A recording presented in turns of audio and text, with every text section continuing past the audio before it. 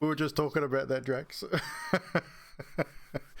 Welcome, guys. I'm going to make some quick apologies. Firstly, apologise for being a little bit late. I've been dealing with some technological stuff. Secondly, I need to apologise for the really bad quality of the camera. Some of you may not agree that it is bad quality. I've been having some issues with the camera. When I open a web page, it's going to wash out my face. It's going to look like shit. So I do apologise for that. I am working on a new camera. It's going to take some time, cost money that I don't have, but we will get there. On the upside, I do have this thing which I'm possibly going to try out at some stage as well as a Dungeon Master, so you can't see my washed out face. So that's cool. This could. You've never looked better. This could be the new DM if it all works out. So obviously you'll be able to hear and see everything, but when I open up a web page, you won't see my washed out, pasty white face. That's pretty cool. It's a shame the mouth doesn't move. Yeah, there are other ones. It is, and I didn't turn that off. I needed something else I didn't do. Just checking. Yeah, so it's not loud, so I think I might leave it in. We don't get many follows and things. And it's hovering over top of chat, which is... But there are other ones. It's called Snap Camera for those that do or have seen it before. Those that know about it know that there are a lot of other filters. There are some... This one, which is kind of cool. WoW players out there. Kind of interesting. Then, of course, there's this one, which isn't too bad either. Oh, that's an improvement. Then there's some real subtle ones. Cool. Don't know if you guys can see that, but red eyes. That's just you normally, isn't it? You can see how pasty white the camera, the lights make in. We do have which changes the whole camera. I can make myself a floating skull. Make your floating skull. And it moves when I talk. Kind of. I'd say there are some cool ones. There's some not so cool ones as well. I could make myself look like Jason. Really come down to it. But I do like this one better. That's why we chose it.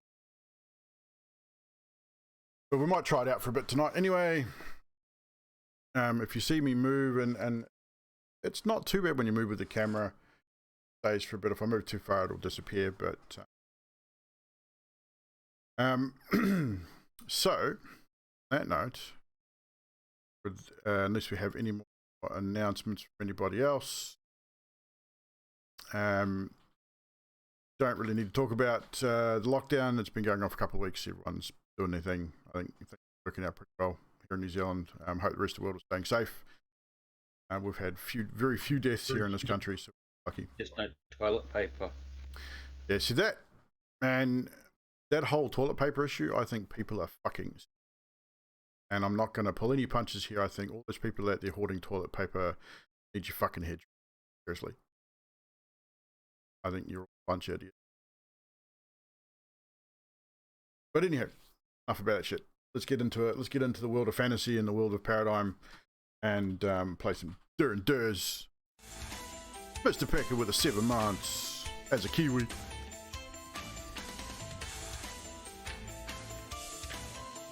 I will actually hop into Streamlabs. 7 months as a Kiwi. 7 months as a Kiwi. We will just volumes on. You're hoarding toilet paper, Drax. I knew you would.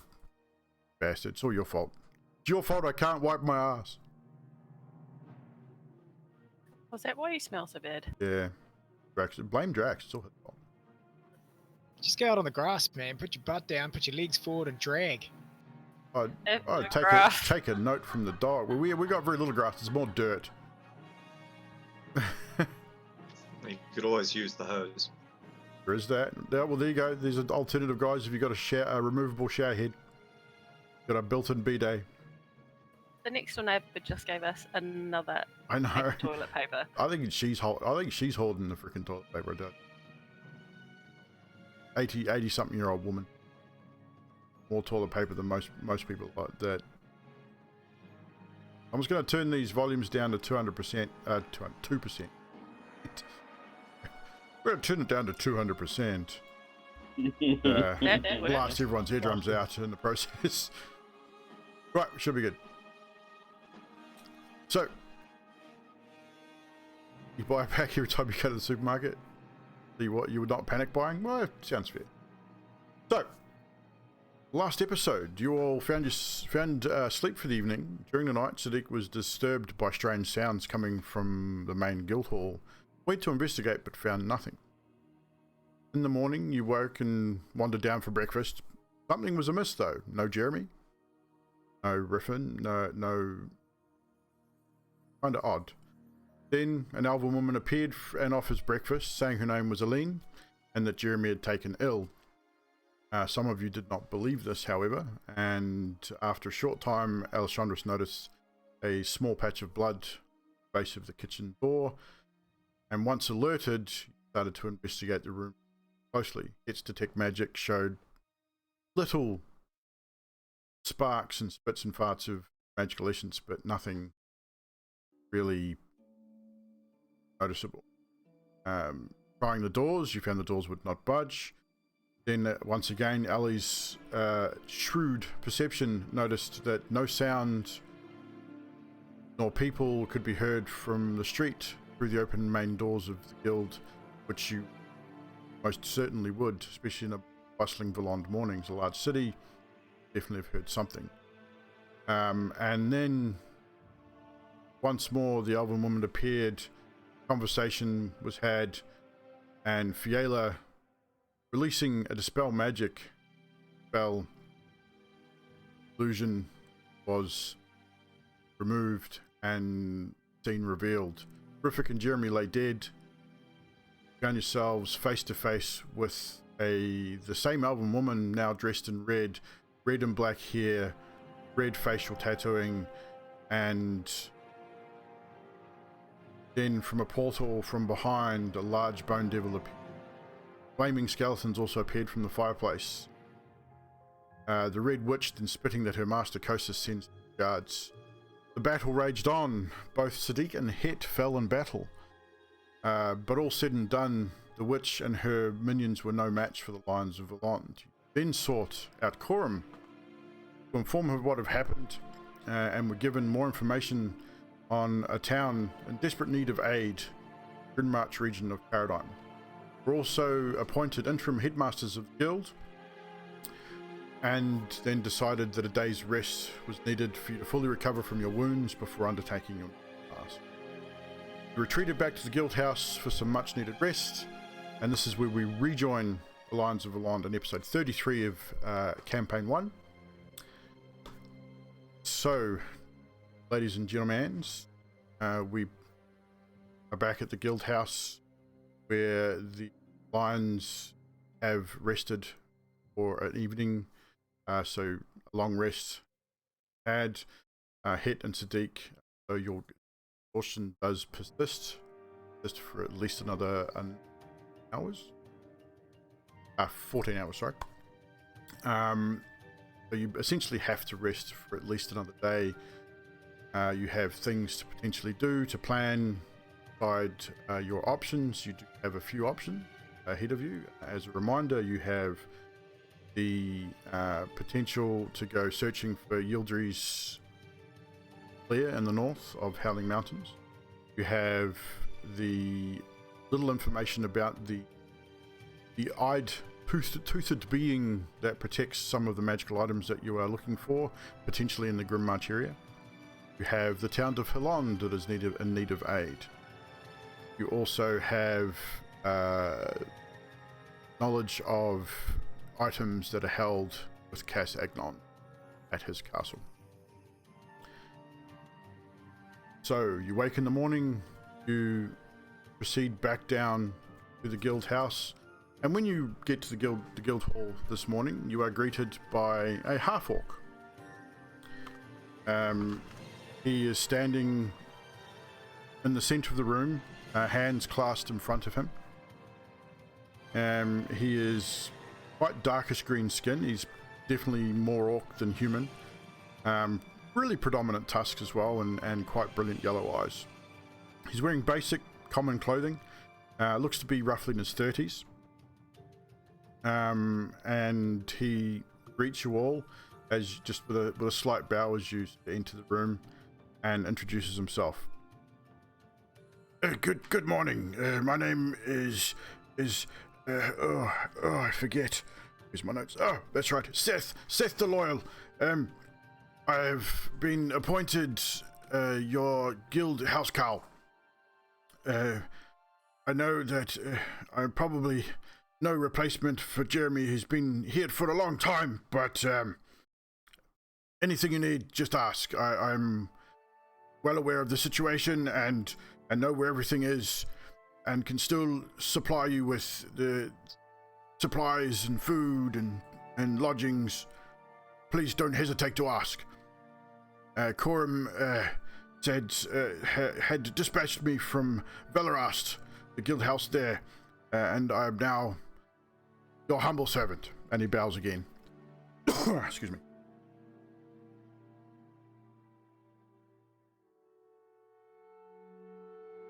Well, I love Seth. Do you know how to make coffee? Of course, coffee. Hit, I know that you prefer raw meats, and coffee, mead, ale, whatever you need, just let me know. Seth, Ceth, Seth the Loyal. Well, Mr. Seth the Loyal. Hit casts detect magic on him. I don't know if I know you or not. And he puts his arm on his shoulder, and he casts detect magic. As you cast your detect magic, the only things that light up in the room are yourselves. And Hit, you also notice the room itself, the main doors, guild hall, everything lights up in arcane magic, and it is a school of magic that you would know that is tied to magical warding that would stop teleportation in or out of the building, that sort of thing, tied to that kind of magical, as Coram had promised. But nothing lights up on Death at all. Well, team, Seth looks okay for now. Looks like Coram's put his wardings up. Good to know. And Seth sort of just looks towards you and nods and said, I understand your mistrust. Reason I'm here as a housecarl and not an adventurer such as you is I unfortunately injured myself quite badly during my trials. So therefore, to still be a part of the guild, I chose to serve those more able-bodied than myself. And as he proceeds to go to the door, which you know is the kitchen area, he walks with quite a significant limp in his right leg. Sorry, Seth, did you say you used to be an adventurer, but then you took an arrow to the knee? Not an arrow hit. Was more like a battle axe that almost severed it at the hip. The clerics did what they could, but unfortunately the bones were shattered and unable to be repaired completely. So therefore I have this limp.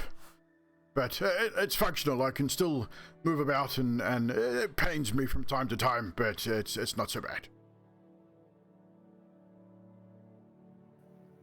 Anything else before I retire and fetch food and drink for you all? Yeah, I'm good. Same. Same. So he then retires back to the kitchen, and about 15 to 20 minutes later, a little bit longer than obviously Jeremy would, because Jeremy knows his way around quite well. Seth is obviously new here, so it takes him a little while to find everything that he needs, but he comes back with a cooked breakfast for those who want cooked breakfast. Het, again, raw meats, big pot of coffee, water, things like that for a morning meal. And it's a serviceable meal, not as good as you would expect it to be, but he's obviously not as good, or has obviously not doing it as long as Jeremy, but it's a serviceable meal and it tastes fine.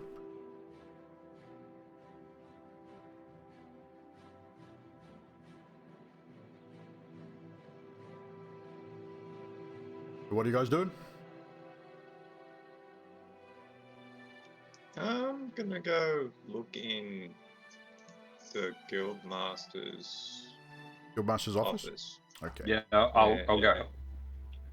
Or like see what what- paperwork and Okay. find out like open missions and whatnot. Yeah. And also find out where Yeah. So you go to the headmaster's office, and obviously it's unlocked and open. You guys are now essentially the interim headmaster, so you have full access to filing. I mean, the desk, it looks like it's been cleaned up somewhat. There's a few papers strewn across the desk. There's old wanted poster for Alessandros sitting there. There is information on previous quests that you have completed and have been marked off as completed. There's a couple of pieces there. There's one that it looks like it potentially could still be an active mission type / quest, talking about dwarven miners going missing in the Begilia Mountains. Mines there.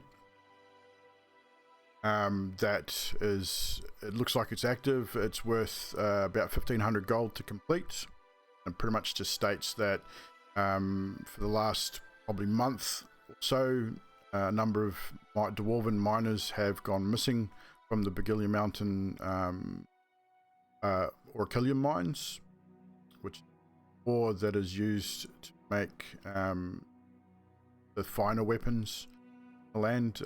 It's easily enchanted, so orcish ore, but only found in the deepest of mines. You guys had searched for some in the mine of the Howling Mountains, part of your trials, and this mine is probably the deepest mine land, and several reports of these. But that one's an active quest. You can make note of that. Take that on board as well. There is a note there stating that there is a mercenary group in town that may lend possibly aid or information on an incursion back to Cass Agnon's castle. This is in Riffic's handwriting. It states that this group is staying at the Squirrel and Hydra Inn, and it would be prudent for someone to go speak to them and at least find out what information they have. I can do that. You're not even Alessandros. Oh, okay, sorry. I'm picking up my wanted poster, folding it up and putting it in my pack. Okay. I mean, it's an old one, and it has an actual changeling face on it, which you now currently have. But it also has the face of a Beth Morgan on it, which is the face you currently that you first took on when you first came. It has both, not your specific face, but a changeling face. I assume that around the group and out of prying eyes that you take on your natural form now. Maybe keep them at ease, keep them on board, trusting. I don't know, it's up to you how you approach that.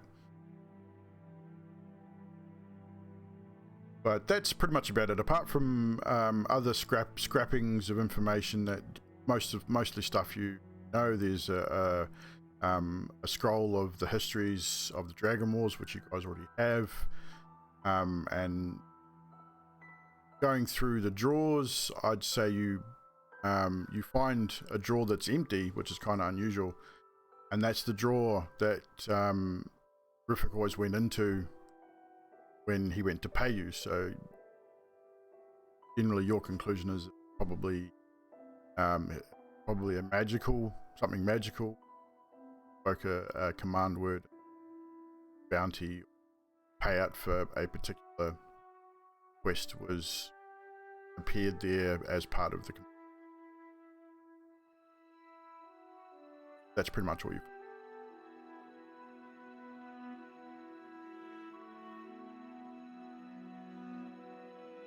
Right. So go back out and tell everyone about the mercenary group, and ask if anyone's interested in going to talk to them, and also talk about the mine, which is that anywhere near where we think that the Yildry's cave is? No. Ildry's lair has been rumored to be in the north of the Howling Mountain region. You guys are currently. So looking at sort of almost directly north of Arthurstadt Fells, in the mountains there.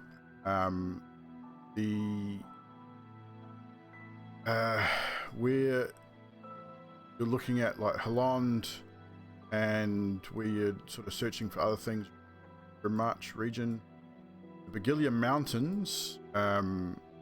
If you are to inform the rest of the group about that particular contract, both Het and Fiala will be able to tell you exactly where the Begilia Mountains are, especially Fiala, because that is very close to where she grew up, and it is named for her mentor. And Het is from Arnis, which is Graven Wastes east of.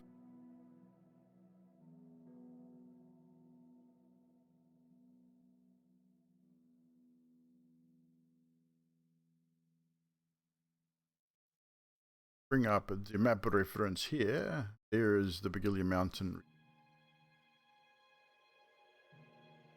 So Clearfield and the Hilla Jungle is pretty much where Gala grew up. There's an area in the north, sort of northern part of the Begilia Mountains region. Het is from Graven Waste here. Nice is where you guys went. Obviously, say farewell to your brother. And of course, you travelled to Aris, which is where Kiram Roth is, which is Cass's castle.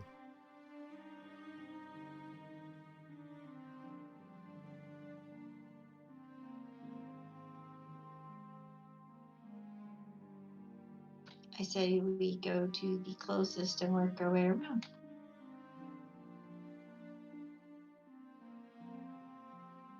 Which would be Yildry's cave.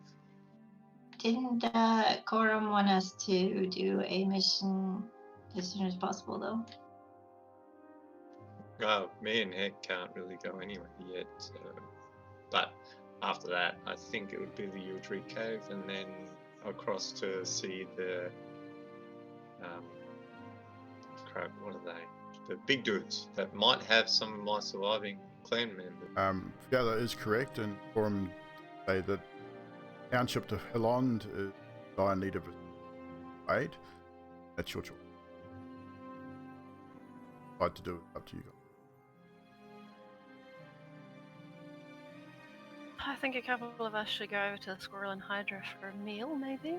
Check out these mercenaries. No, if we're going for food, I'll do that.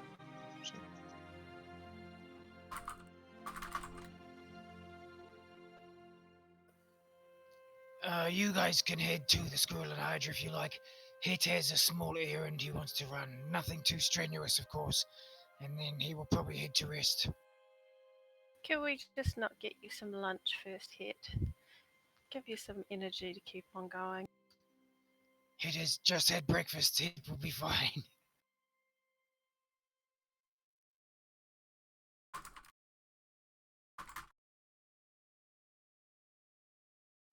Just sent you a DM, Baz. Okay. You really want to come with us for some mead? Oh no, you're a whiskey man, aren't you? Hit is a whiskey person, yes.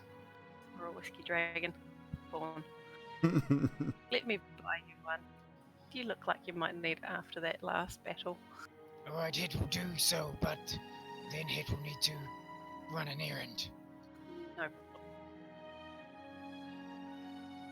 Could always run your errand and beat us there. I will run it after later on.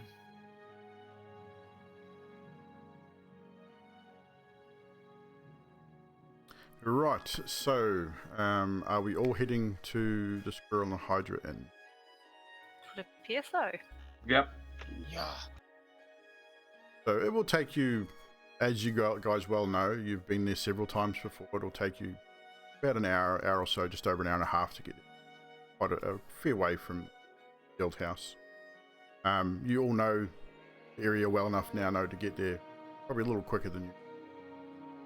You do get there. By this time, it's probably mid-morning, 10:30, 11 a.m. By the time you sort of get yourselves organised and mess around in the office. You then enter the Squirrel and Hydra. This is the first time you've been Squirrel and Hydra in quite some time. You enter the inn. You see your old friend Eraf, Alessandris, and Het. Especially, you'd know Eraf reasonably well. You guys had spent a lot of time here early on, after first joining the guild. He's standing at the bar, cleaning and straightening things up as you do, and probably this hour of the morning. And he greets you. Hey, good morning to you. It's been a long time. And for those that probably haven't been here before, I'm not sure which ones of you have or haven't, but he's a halfling. Quite a jolly fellow, but he's definitely not one to be trifled with. And he did, well, it's a bit quiet today, but have your pick of tables anywhere you like. The elven female bard is sitting at her usual place, playing her flute softly, sitting next to the fire.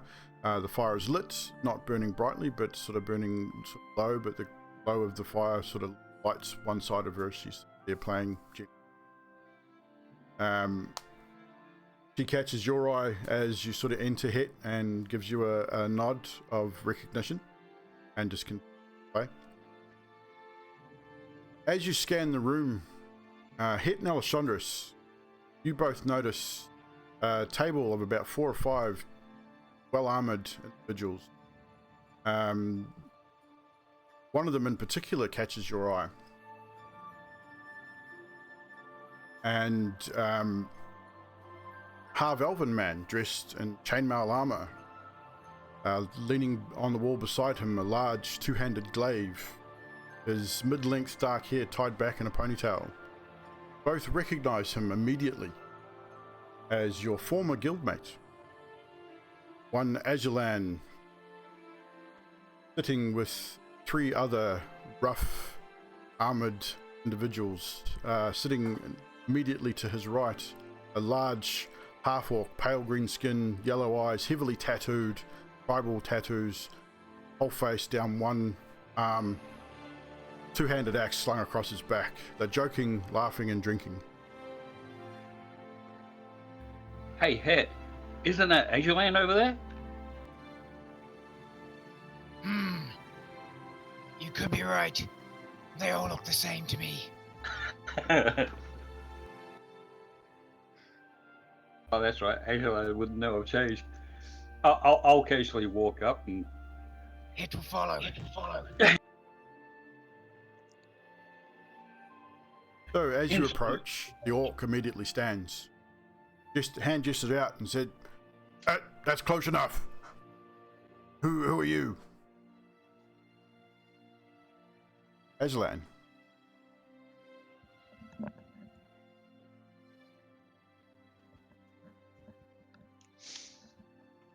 Yes, sir.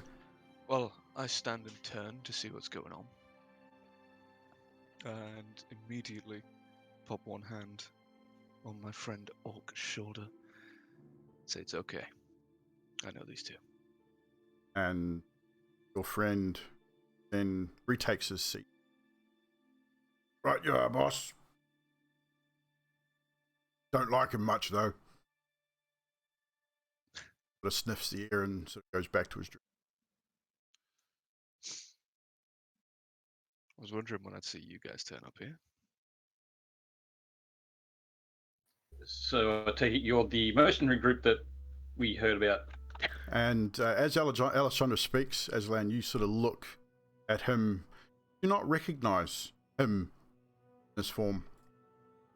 You've only ever seen Alessandra as her. You don't know this person that is now speaking to you. How many new guys have you picked up since I left? Looking to head. Well, I see you still have that smooth, sexy voice, by the way. Well, it seems a few of us are new. Right. And Hit looks over to Alli and looks back at Aslan and says, Alli, he would not recognize you now. This is Alli. Sorry. I shapeshift into someone he recognizes. So you shapeshift in front of everybody in the room into back into a Beth Morgan. Yeah, why the fuck not? Odd. And yeah, so as Alessandra's form shapeshifts back into a familiar face and familiar form right in front of you, and your orcish friend again stands up, hand on his axe. Wait, what? Just he doesn't even know what to say. He's sort of ready and almost in a combat stance.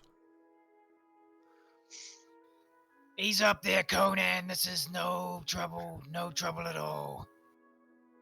And this large, even though he's a half orc, he stands at about 6'6". His shoulders rival your own head, and probably how tall are you? You're only about 6 foot, aren't you? Head is 6 foot, yes. Yeah, he towers over you, and his shoulders are almost as wide, and he is not intimidated or shaken by anything you got to say. He just stands there, almost in that bodyguard type stance. Like you get the impression right the way that he's there, going to protect Aslan at all. Hey, Aslan, your girlfriend needs some manners, I think. And with that, the half orc steps forward and punches you right in the jaw. Roll a dexterity saving throw for me. Able to quick enough to avoid it. That is an 18 in total. 18? Yeah. He beats you with a 19. So you take a fairly solid blow right on the jaw, and it sits you on your ass. And then he instead of being angry, he just laughs and reaches out a hand. Well played, and reaches out a hand to pick you up from the floor. And he goes, boss, I like this one. Hit was going to 3rd level Arctic Rebuke till he put his hand out. And he reaches a big, massive forearm down to aid you back up to your feet.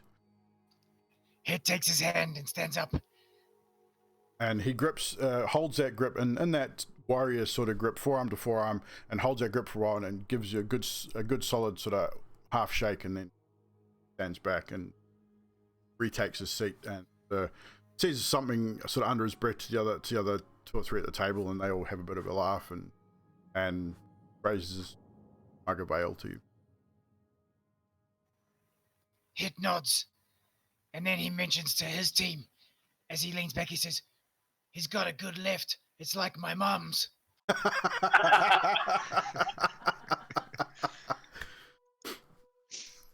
Well I done. just sort of muttered to myself at that point. Yeah, that's about how I saw this meeting going.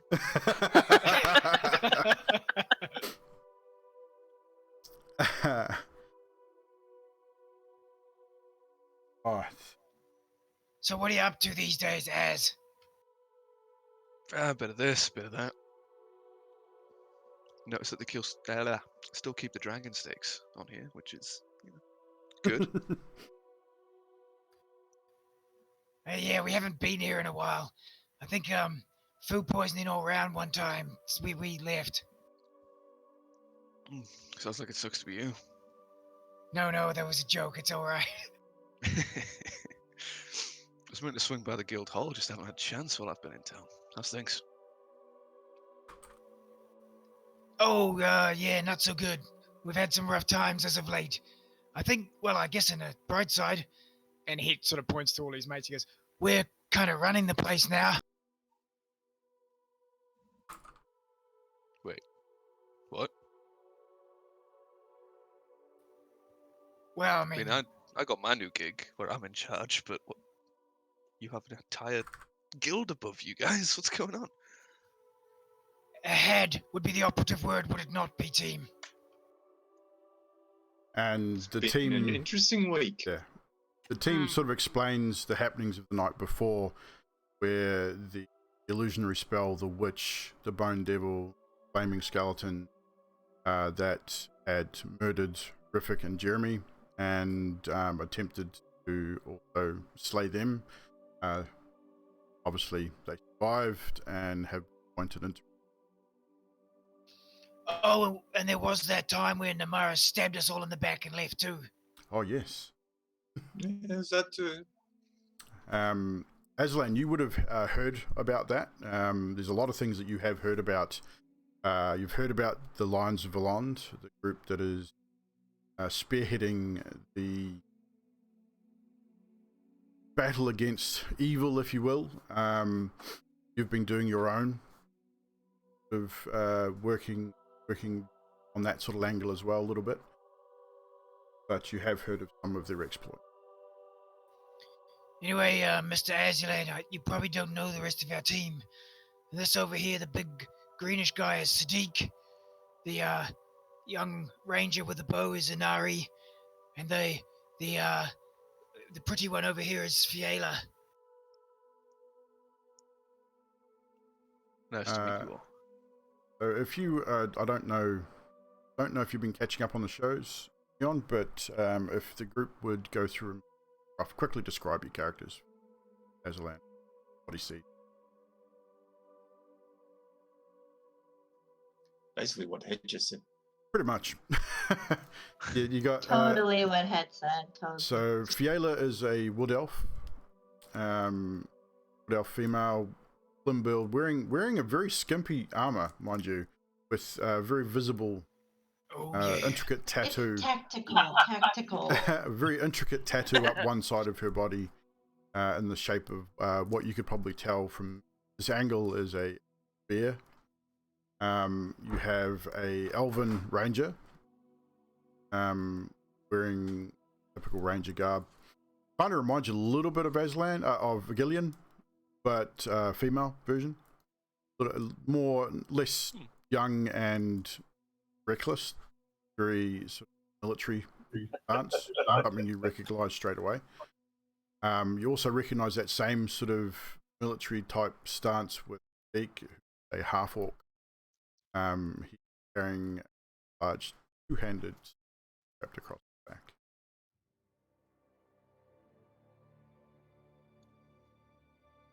Seems like you got a good team. Yes, I would Lions of agree. Helonde. And how are you? I mean, who this company you keep? What are you up to these days? Well, we were planning on heading out just above the mountain range, sort out the knolls that are sitting in a town up there. Just as soon as we find time to get out of town. No, you say. Aye. Them Knolls, Shouldn't be they guys didn't stand a chance. Oh, half orc mate pipes up from the behind at the table.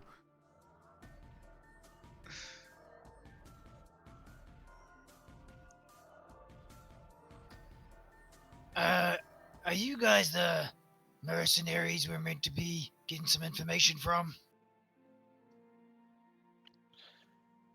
Information's a commodity these days.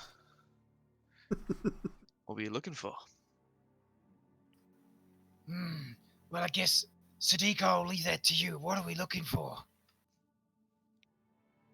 I think we need someone to help raid Kaz's stronghold. Kazagand. He's a elder vampire.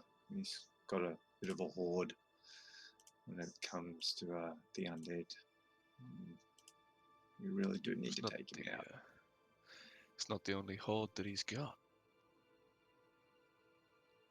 Oh, so you know of him? Oh, I know of him. I know that he's got a little bit of a cache that you might like to get your hands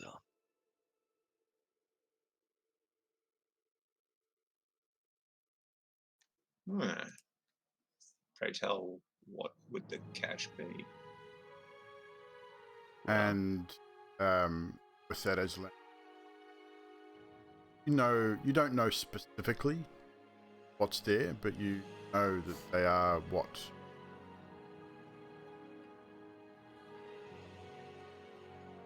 that's information you.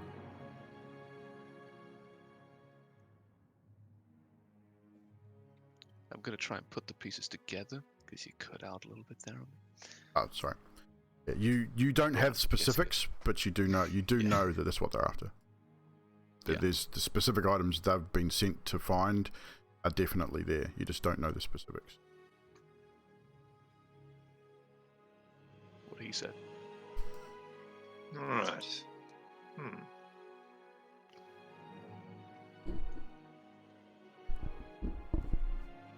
So would you be interested in being hired by the guild to do a few jobs?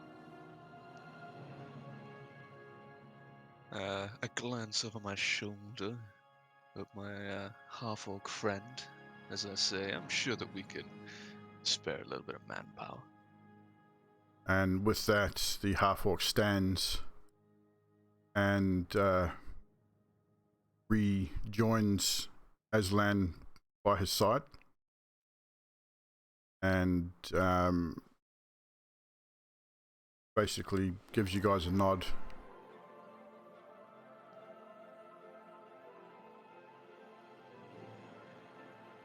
Excellent. Of course, I myself will have to head up the rest of my group. But if I do find the time, I might help you out myself.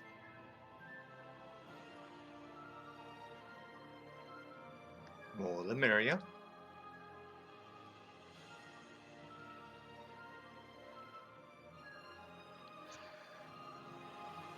I expect you didn't just come here to talk to me. No, actually, it was that and to eat. So, yeah, Well, we were actually food's seeking still, work. Come on. I think I'll gesture over to our good friend at the bar. Right, yeah, Mr. Aslan. What you after? More mead, more ale, whiskey? What are you after? Full extra round for my boys and myself. And whatever these guys are having. Right, yeah. What do you If like Ayers drinking? If Ayers is paying, I'll have 2 sides of deer as well. What about a dragon steak there, Mr. Het? And he sort of sniggers to himself as he starts pouring drinks. I'll just go rare halfling, thanks. Of course you will. And he brings over a tray of drinks for Aslan's group and drops him on the table, and with that he sort of starts dragging over a table to join with their table. And then after 5 or 10 minutes he brings back drinks and food and just lays out a platter of stuff for everybody.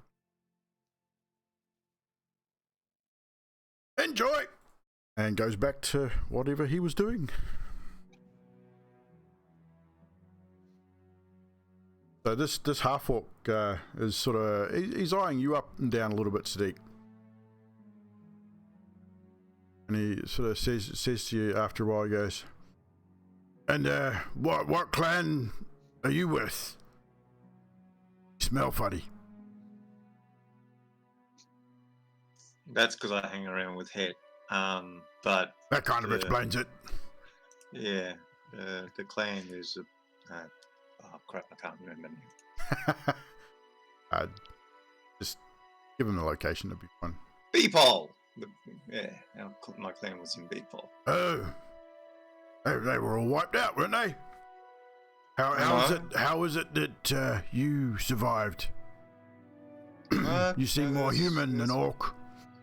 Yeah, well, that's what they all say. No.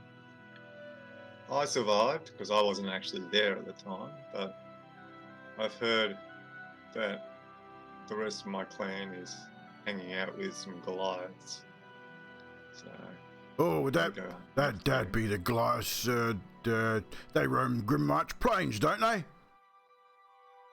That's what I've heard. We ran across them a couple of times in our travels. Not bad. There are a few orcs there. Don't recognise anyone from Beepole though, but only was there a couple of times myself. But definitely the Goliaths are definitely in the Grimmarch area this time of year. Be careful up there though. We've heard tales of this huge beast guarding some tomb up there. Excuse me. I went down the wrong hole. Yeah. Just stay clear of that place. Head was telling me there's a one-eyed demon up there that we've got to go say hello to. So. Oh, you don't want to go say hello to that thing? Holy crap! That thing's huge. See this scar? And he turns his head and there's a massive burn scar down the left-hand side of his face, running down into his armor. That's what you get when you talk to one of those things. And how did it do that? Damn near burnt my face off. It was much of an improvement, but how did it does make me look more pretty, I know.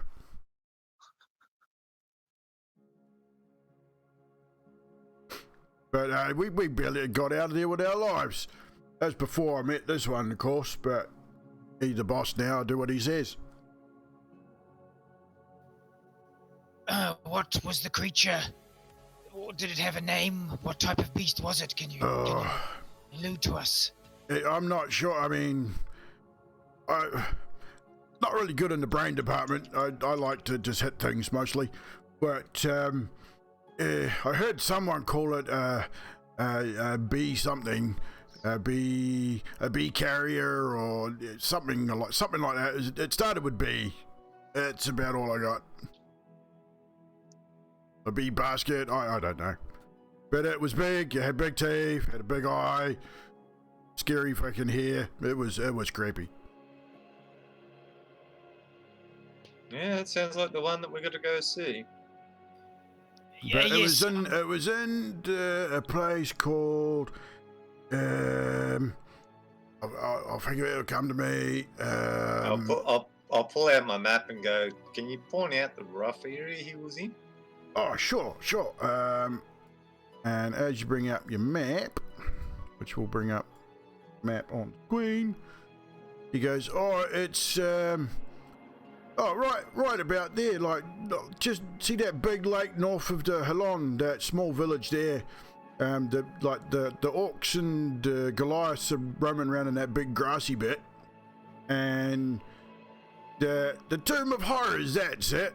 That's where that thing is. We were going in there trying to find some gold and stuff. But no, we got lost and hundreds of traps. I tell you, it was horrible. We kind of stumbled into its lair, and most of us didn't make it out. What? Didn't you have a compass? What's a compass? What's that? Ask Hit. I told you I mainly hit stuff. I'm good at hitting things.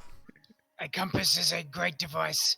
It helps you find direction among many other things. I mean, that Dragonborn will be attested to being good at hitting stuff and knocked him on his bum. And that was only quarter strength. It's more of the kill it from a distance, and trust me. Oh, you'll need You some can of kill them stuff. if you're gonna go up against that beastie. You're gonna need some help for sure. I ain't going back in there, mind you. I'll help you with this blood sucking thing because I can cut its head off easy. But that big beastie, I ain't going back in there. I can show you where it is and show you how to get in because it's got a couple of falsy type doors that will send you to your death. So I can show you where the real entrance is. So been there a couple of times now, trying to steal stuff, but no better now that I've been with the boss. He kind of stops me from doing stupid stuff, you know. That does sound like Azalin stopping people from doing stupid things.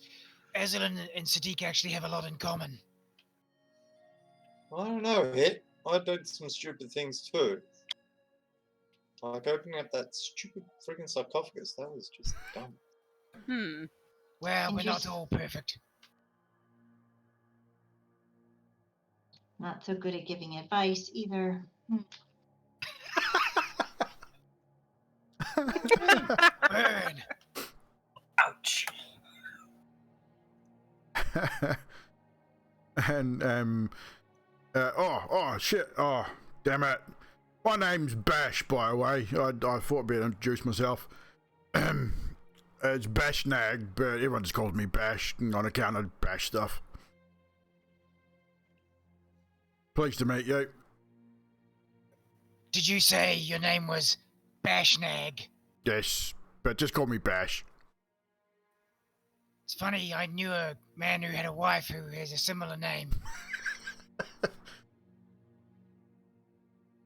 Well, I don't know many girls with this name, but it's my name. I like it. It kind of fits, of course, me bashing stuff and all. Yeah, well, my friend's wife, it was her nickname. She would bash him and nag him, and that's, I mean, yeah. Yeah, it works for me. I don't nag much. I'm not really sure what that means, but bashing, I know what that means. He sort of gives you a big toothy grin.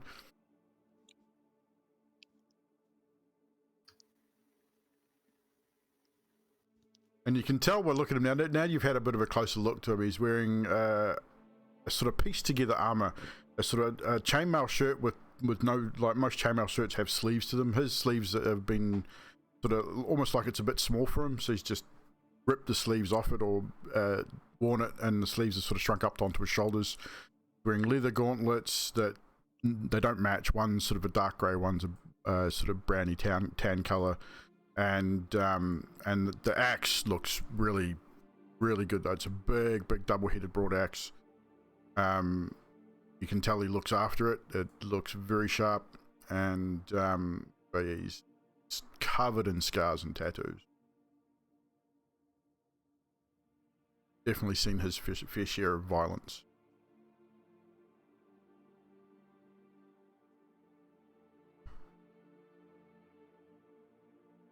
So then, this blood-sucking menace thing, whatever the fuck he is. When you thinking of heading out to smash his skull, and then I'll be in for that. Probably be a while because we've got to go see this one-eyed demon first. I really don't think you want to go there. Not yet. You guys look a bit puny for that thing. You get your ass handed to you, you will. And look, he looks over at Anari and goes, God, that thing, God, one, I'm not even sure what you call it, but it was a big shiny bright thing from one of his scary hot hair things, and you'd fucking disappear in a heartbeat.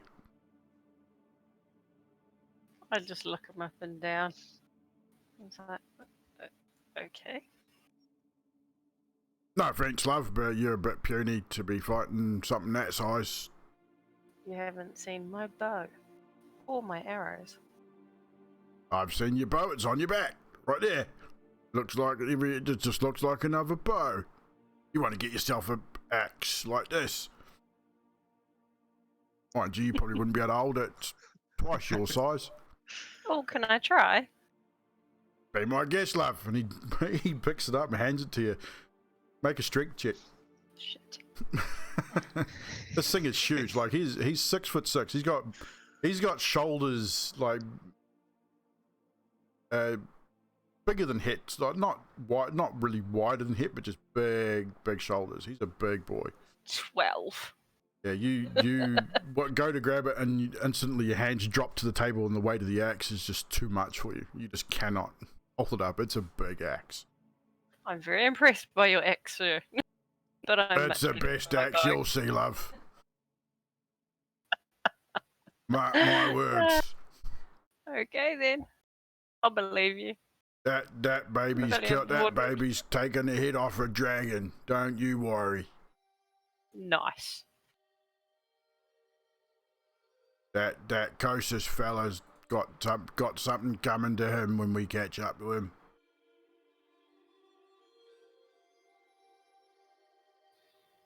Hit telepathically speaks to Fiala and says, "This guy is going to get himself killed in a real hurry." I can't respond, so I just No, you nod to can't. no one.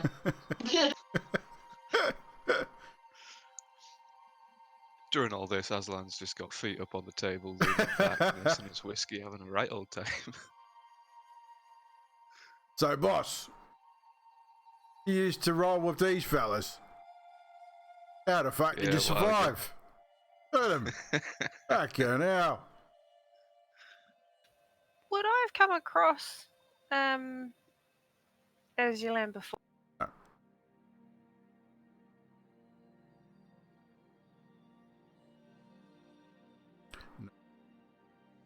Or you wouldn't have come across Aslan. You may have heard possibly about the mercenary group, but they're doing good things. They're not mercenaries on that side of the law. Okay. They work for money, but they're working for the noble. They're generally working on the right side of the law. Aslan about to put himself on that side of the law. No, it's cool. Just what I'd ask.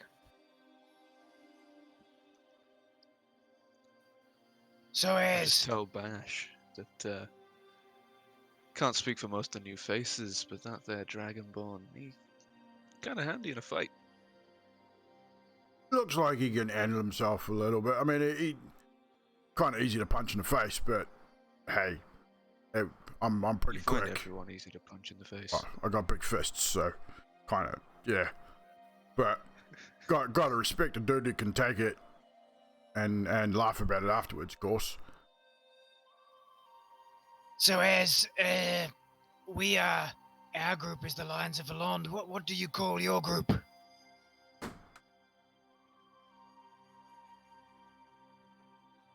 I hadn't really thought about it. Oh, you don't have enough prestige out there to have a name. Duly noted. Bash, you need to get a pen and paper and start making some ideas for a name, because having no name will get. It doesn't matter how many things you what kill. now? No one will know. What you talking about? A what? What's this? Pen, paper? What that? I use that to wipe my ass when I go for a crap. It's about all good papers for. Hit telepathically says to Azalin, you need to keep this guy on a leash. He is going to get you killed. Funnily enough, he's managed to do the opposite so far.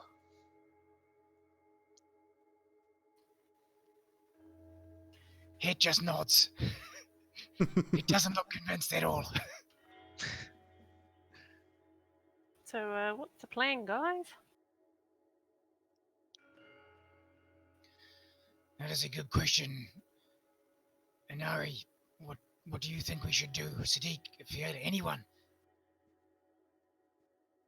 Well, we've got Aslan's mercenaries here, so we could technically, maybe, kinda go raid that guy? We Whatever could his name is, try. I can't remember. Would I know what he was talking about? The bee thing. The bee thing. The bee thing. Roll a. For you, probably roll a intelligence check to see if you piece together clues that he gave. Anyone who wants to try and figure out what he's at, roll an intelligence check. Piece together what Bash is trying to say. Is it really sad that I can't actually find intelligence on my In alphabetical order. Dirty 20. Dirty 20? Insight, intimidation, investigation. It's one of your main ones, Inari, not the side. Yeah, that's right. Oh. It's the top one. Sorry. Intellect. Lack So of. that 16. would be a -1 to intelligence. Yeah. So dirty 20 from you, Sadiq. Yeah, dirty 20. So what are we rolling?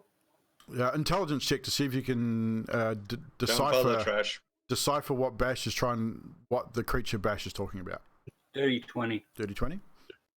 So all those with an 18 plus,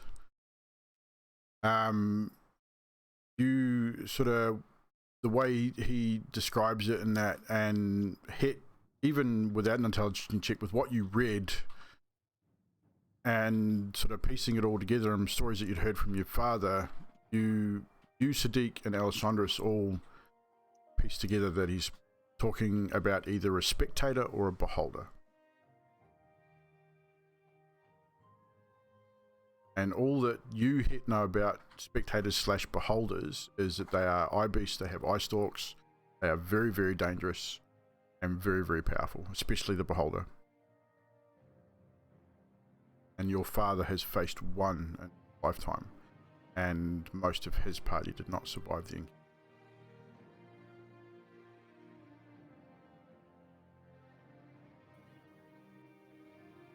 Okay. Hit will relay that information. And the moment that information is relayed, your brain sort of twigs and you go, oh yeah, of course. Holder, you've heard of them. Never met one, you've never seen one, but you've heard of them. You've heard of what they're capable of. You've heard that they're extremely intelligent, and if they are guarding something, they are a force to be reckoned with. Maybe not such a good thing to go after then, just yet. No, we can check out the Goliath or go take on the vampire guy. I don't know if trying to take Cass out is the best idea, or is this a different vampire? This is Cass.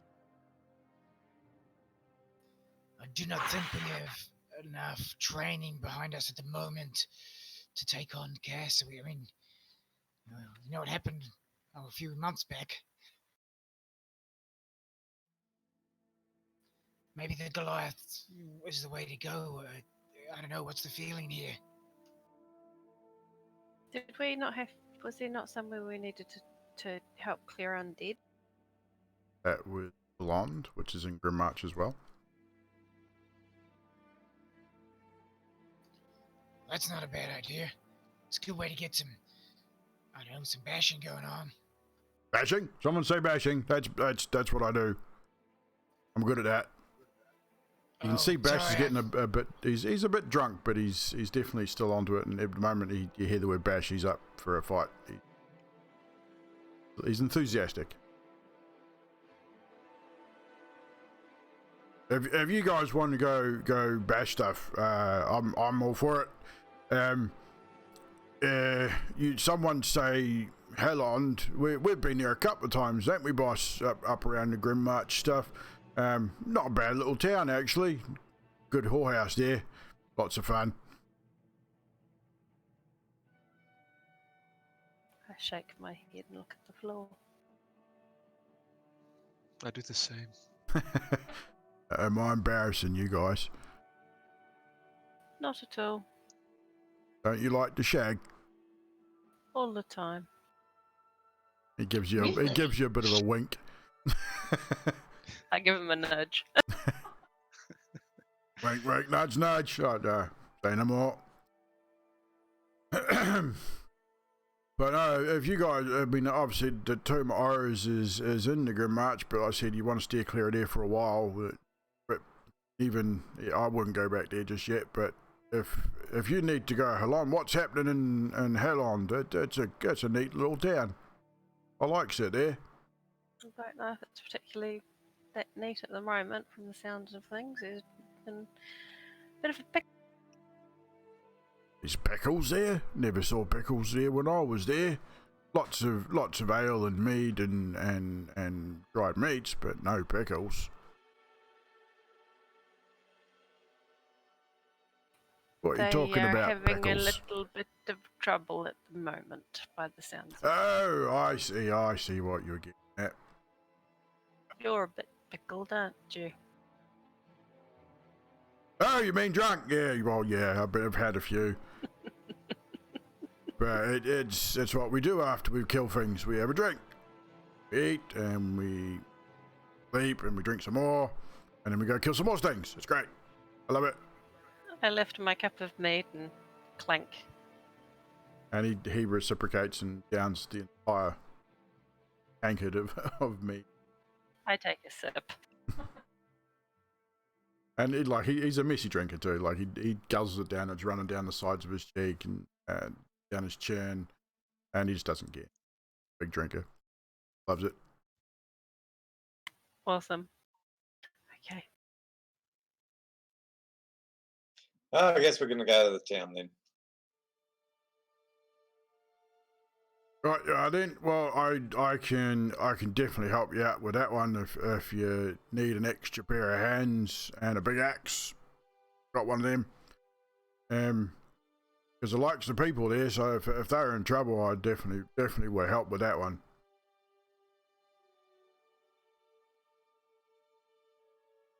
Is that right with you, boss? If I take off with these weirdos for a bit? By all means. Right, then. Sure you're gonna be all right without me? I mean, you tend to try and get yourself in a bit of a situation at times, and I mean that time with that big knoll dude, like he was gonna bite your face off, and like I threw the axe and it hit him in the back of the head, and it was pretty funny. But I mean, come on, without me there, you might get your face bit off or something. Sure, it's all right. Well, I'm just glad that you didn't miss. No, me, I never miss. I'm pretty good with that thing. Is Yolande not going to come with us? And he burps loudly. Excuse me.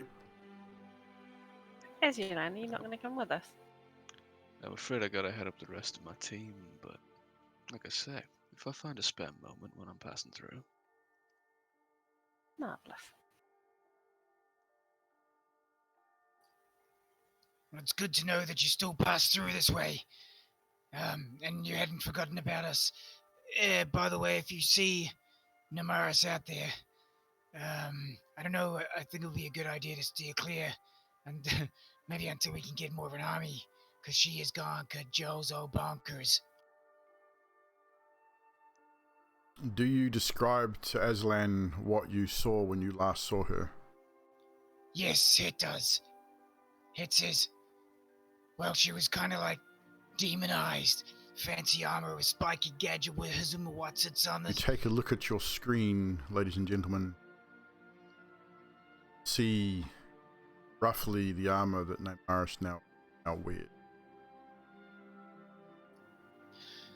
I think she did like power leveling or something, I don't know. Some secret training that you didn't tell the rest of us about. Yeah, I guess if you sell your soul to a devil, that's kind of what you get. Seems more, well, I mean, tempting every day, doesn't it? Would be nice to see if we can get her back, though. We might have a plan on that one. I think we have a plan, Sadiq, you're right. Your plan was a brilliant plan. The genie in the bottle thing, great idea. Yeah, but we first have to make sure the bottle's empty. I've got a good plan for that too. Oh, pray tell? Well, next time we're in the middle of a, battle, hijinks, foray, whatever you want to call it, I just dump the bottle out and hope for the best, right? I'm shaking my head. Well, technically, anything that comes out of the bottle is going to help us for at least an hour. That's right. I guess the Leave. magical it's bound to us for an hour minimum. And there are ways to bind it for longer times. But at least if there's nothing, well, it's no harm. If there's something, we get aid. So I think rough plan. Come on, Rough we've sounds we've done some things and not even had that good of a plan in the beginning. So yeah, why not? We'll seat of the pants as per usual.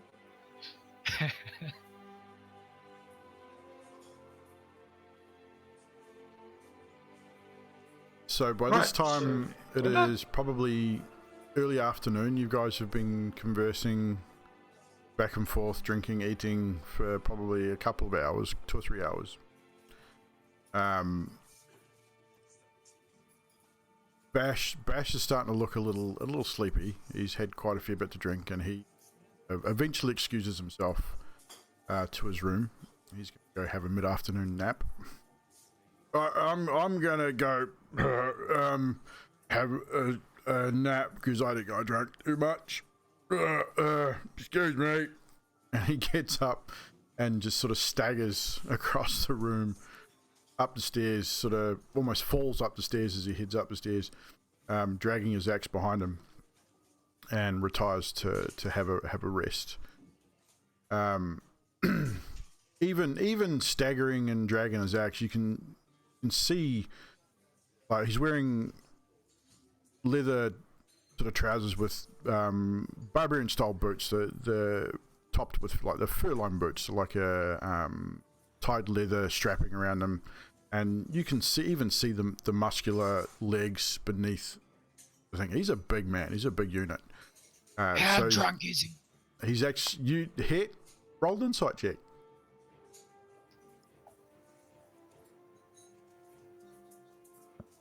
17. I'm gonna send you a quick DM.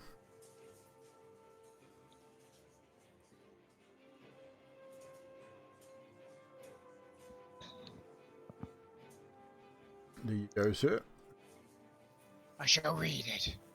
But yeah, so he retires and heads upstairs, and sort of you hear him almost like he drags the axe for a while, then you hear a door close, and then after about 15-20 minutes you hear some really loud snoring.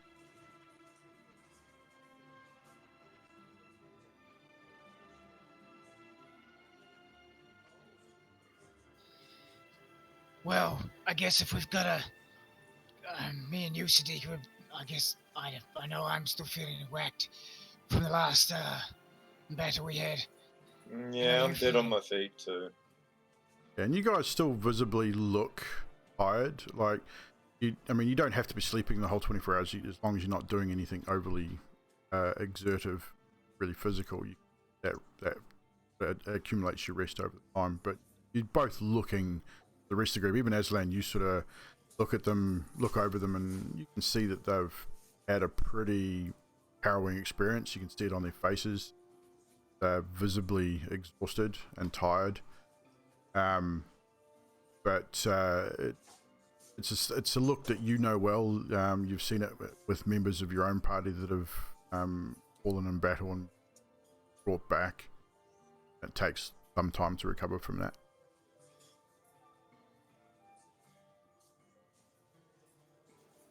Definitely might be worth getting some rest in. Yes, Het definitely needs to rest. Het would like to maybe run his errand now or soon. Yeah. Before he rests. Not a problem. So with that, do you guys retire back to the guild house? Yep. Yes. Okay. Het So would request Yayla accompany him. okay, Sadiq.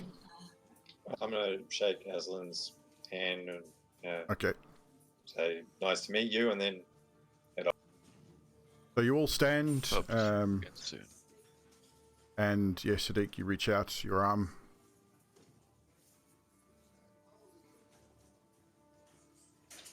Aslan, nice meeting you, and I hope to work with you in the future. Likewise. Keep a good eye on Bash. He'll do you right. Just hopefully, bring him back in one piece. Barbarian, I take it? You know the type. Yeah. It's handy to have.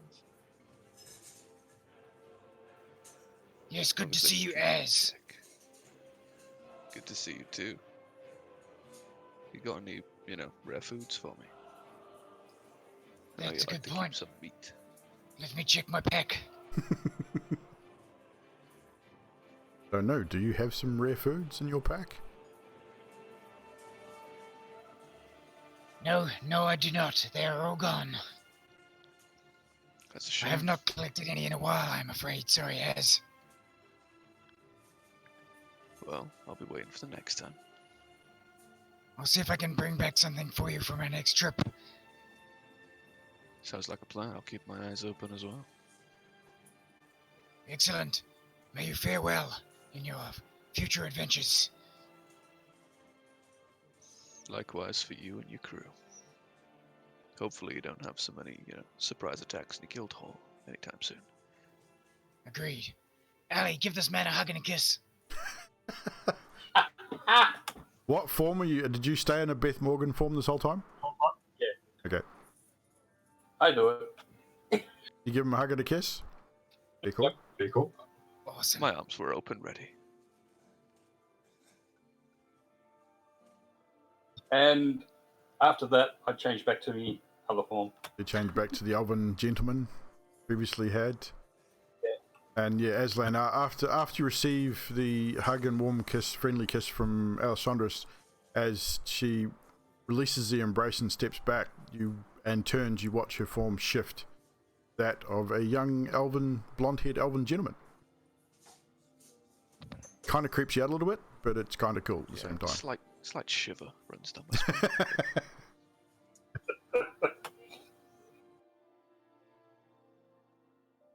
So with that, you will leave the inn, back out into the streets, and right there we'll take a short break before we carry on, and we will say thank you very much to Mr. Neon Reptile, or as he is known now, Memento Mori, over on Mixer, for joining us for this evening's RP.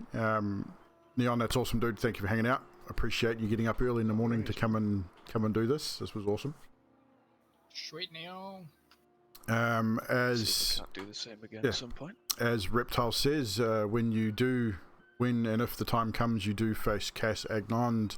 If Neon is available, he may also join you in that battle, along with his right-hand man Bash. So yeah, guys, we're going to take a 5-minute break. We'll be right back. Going to grab a drink and a loo break, and we'll come back and answer a few questions, have a bit of a chat with everyone in the chat before we start the show again. And we'll see you shortly. A loop.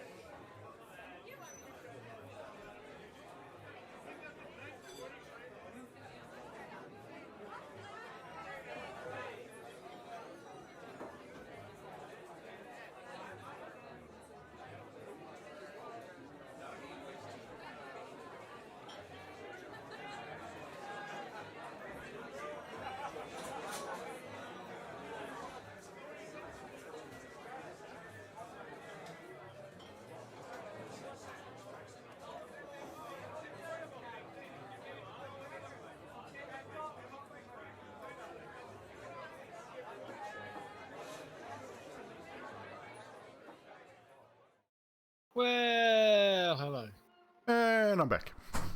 And we're live again. Greetings. So you're back and you're back. And I'm back. Jaloops, thank you for the follow. Appreciate it very much. Mr. Pecker with the 7 months resub as well. That was right at the start. But yeah, keep on bringing it up. That's a good idea. Yep, we'll bring that up because it's really cool. And the Drax, who jumped in yesterday and resubbed for 17 months, just to overshadow Mr. Pecker. Just to make you feel better. He's known you longer. I know. But appreciate it nonetheless. All the follows, the viewers especially, and the subs. Appreciate you guys. You guys rock. No, it wasn't a lube break. It was a loo break.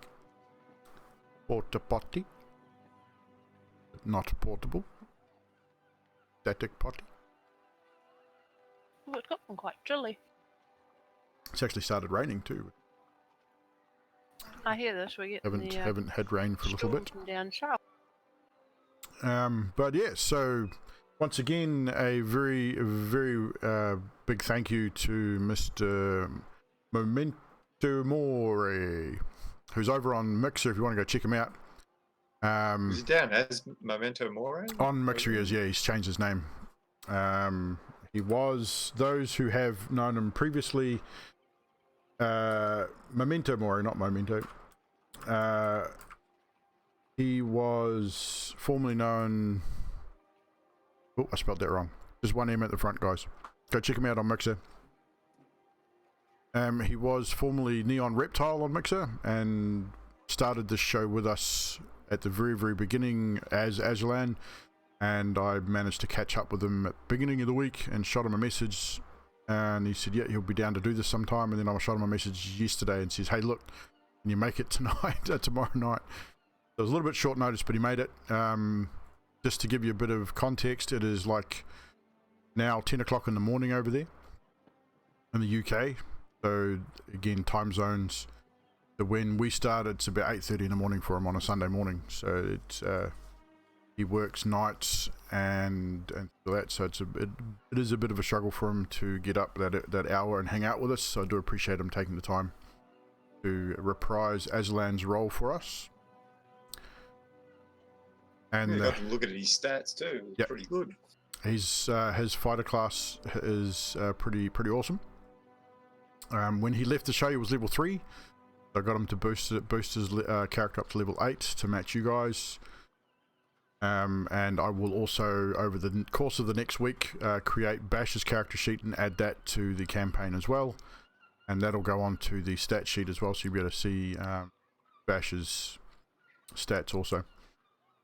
Yeah, we know. He picks things up and puts things down.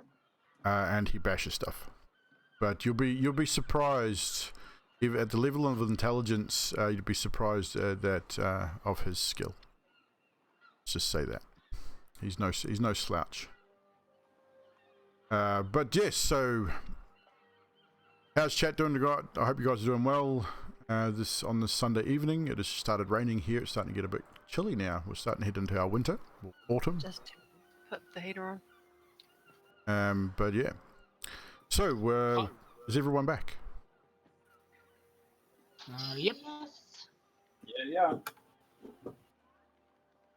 Yeah, close enough. Does anyone have anything to say before we restart the show? Yes, Hit cannot wait to not heal that guy and then tell Aslan how he died. Yeah, I would expect Hit. No, I wouldn't expect Hit would do, but I mean, the punch in the mouth was a friendly punch in the mouth. It didn't even leave a bruise. Absolutely, but barbarians. Yes, I would imagine Hit's probably getting some deja vu, some Neymarish deja vu a little bit. Yeah, cliche, bloody dumb barbarian. Yeah, but well, at this point, yes, that's all the group has seen from Bash is that cliche dumb barbarian.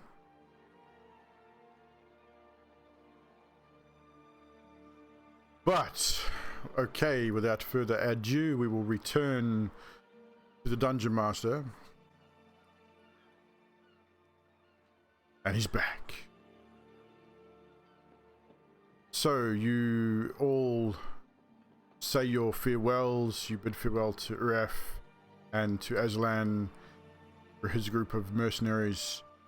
You retire to the guild hall, all except Het, who was asked, and Fiala, who was asked Fiala to accompany him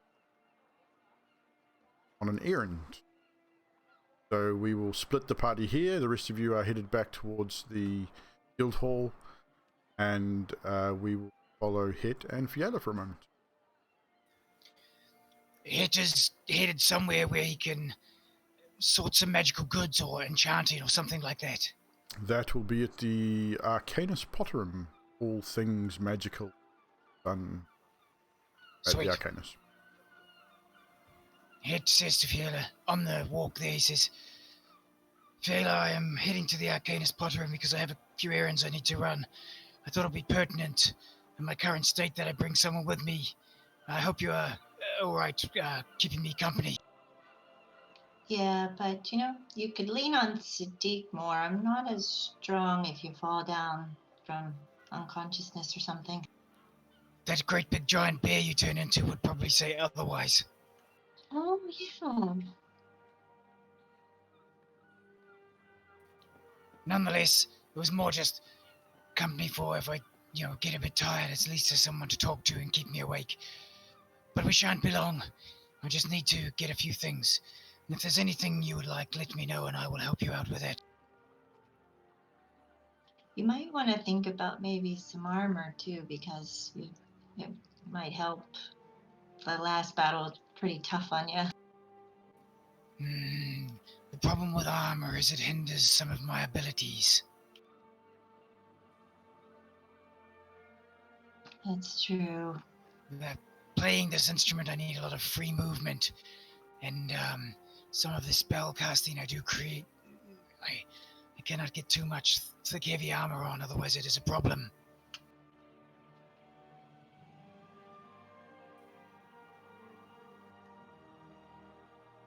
All right, I understand. Thank you for your understanding. I will look into what I can do maybe. I've had my armor upgraded once already. It'd be costly to upgrade it again so soon, but I will see and I will look into it. I see. I will try to stay out of the battles as much as I can. Do not intend to get hit normally. DM, how long does it take us to get to the Arcanus Potterum? From where you are, probably about 45 minutes. Sweet, that's a good conversation for 45 minutes. When we get there, who is the current sort of storefront person? Storefront person there, well, the person you would generally speak to there would be an elven woman. She is got long sort of dark brown hair. It's a woman you guys have dealt with before. I don't think you've gotten her name though. Check my notes. Owner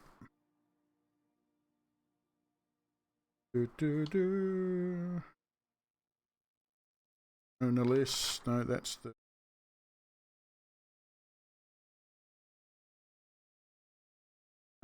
Melina. Her name. She greets you. She says, "Good afternoon. My name is Melina. How can I help you?" Oh, hello, Melina. My name is Het. Greetings, Het. Hey, how may I aid you on this day?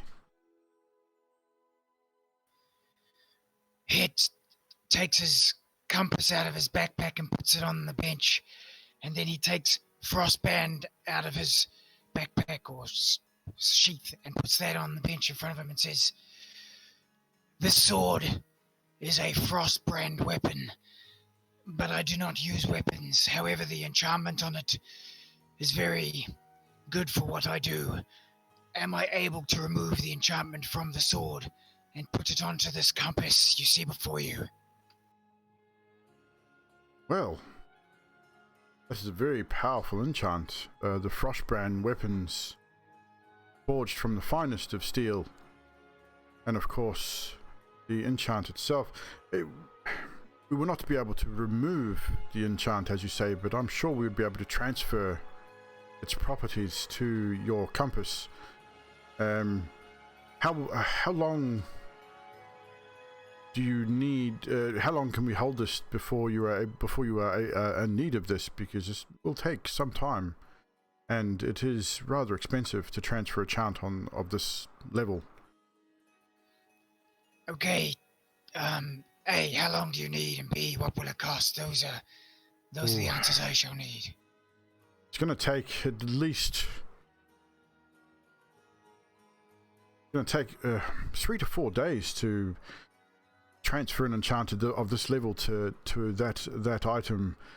It will destroy the sword, unfortunately, but that will be for the full potency of the Frostbrand enchant. If we take less time, you will lose the potency of the enchant, of course, and it'll cost anywhere between, to give you an average ballpark figure, about 2,500 gold pieces.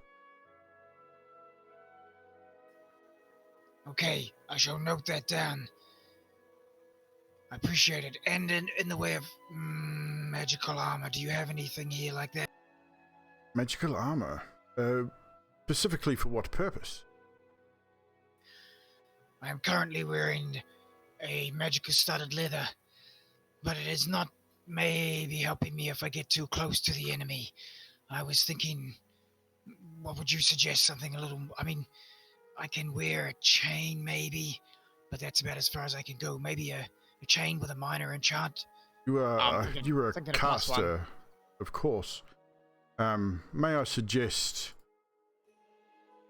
this cloak instead? And she brings forth a cloak, which I'm going to show everyone in the chat right now. She shows you this cloak. Very stylish blue cloak. Looks like it's got a little bit blue of. is my favorite color. Looks like it's got a bit of chainmail across the shoulders. A red lining, dark red lining.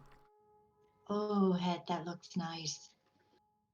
And she says to you, "Well, this cloak is will aid you a little. I mean, it's 250 gold pieces. It's a bargain.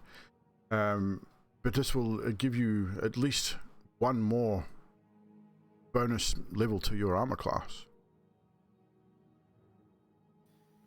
Fiala, you said you like it. Might I try it on, Melina? But of course. And she walks out from behind the counter. She's got it laid across her arms. She sort of asks you to turn and throws it over your shoulders and pull the hood up. It frames your face beautifully, and it fits you perfectly. It doesn't hang on the floor at your height. It sort of hangs an inch or two off the ground, so it's not going to get filthy or dirty, and it's very, very lightweight. Even with that piece of chainmail strung across strapped across the shoulders, it almost feels like you're not wearing a cloak at all. What do you think, Fiala? Does it suit me? I think it would go good with your ice magic too. Can you move in it pretty well? He turns and swings his arms a bit. Does he move all right in it? As I said, you barely feel it's there. You move, you pull out your loot. It moves almost completely, almost on its own. Moves out of the way as you bring your loot into position to play it, and it just doesn't seem to hinder you in any way or at all. It feels very good, Melina. Might I? You say 250 gold? 250 gold pieces. Absolute bargain. That is a bargain. Might I pay you now for this, and I will get back to you on the compass sword scenario. Oh, most definitely. And you hand over 250 gold pieces. Mark it off your sheet. You now have a cloak of protection.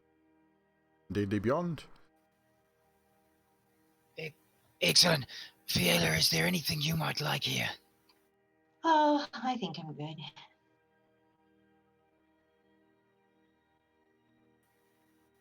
Well, Melina, I thank you for your time, and I shall get back to you on the compass sword scenario when I can. And Hit No picks up the problem. compass sword. And she bows gracefully to you both and wishes you good afternoon. Proceeds to go about her business. Hit wears the cloak all the way back to the guild house. Cool. As far as I know, there's no attunement needed for that. It is I'll say a cloak of protection plus 1 to AC. It should help you a little bit with your squishiness, shall we say. So it's going to take you guys about just over 2 hours from the Arcanus to get back to the guild house. By this time, it'll put you guys almost on dinner time. The others, you have since returned to the guild house. Your new house servant, housecarl, if you want to call him, ward, if you wish. Seth is doing just basic duties. He's around tidying up things, cleaning up, essentially just doing what he's supposed to do. It's what he's been hired to do. Anything you guys wanted to discuss before Hit and Fiala returned? I went straight to bed. Went straight to bed? Same. And Ari, just- what did you do? I just hung around downstairs, chatting to Chatting to Seth. Seth. And while you're there, I mean, just having general conversation backwards and forwards, and Seth turns to you at one point and says, excuse me, you're not a member of the guild, are you? I don't see a guild insignia. How is it you have come to be a member of the Lions? I was sent by the Emerald Enclave. And the moment you mention the word the Emerald Enclave, his eyes sort of widen. He goes, "Oh, Enclave. Are they now involved? Oh, I see. The grave times. I'm glad the Enclave has shown interest. We have not heard from the Enclave in some time. Oh, I'm pleased. I hope all is well. Is the Enclave specifically looking at something, or just wanting to aid help? It's unusual for them to send a ranger such times." Just looking to help. Right you are. Oh, thank you then.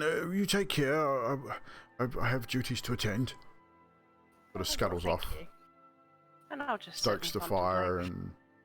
and sort of disappears out the back again. So after a couple of hours, Fiala and Het return to the guild house, and Ari, you're still in the guild hall. I'm just hanging around the red fire. parchment. Hanging around the fire, keeping it stoked, or Seth comes out every now and again and sort of checks on it. The other two have gone, taken their rest of an evening. Het and Fiala, you've returned. Find Anari back in the main hall. And Ari, look what head, isn't he looking handsome? You got a new, what's going? I love it. Why, thank you. It feels really good. Colour's very nice as well. It suits you. Brings out your skin.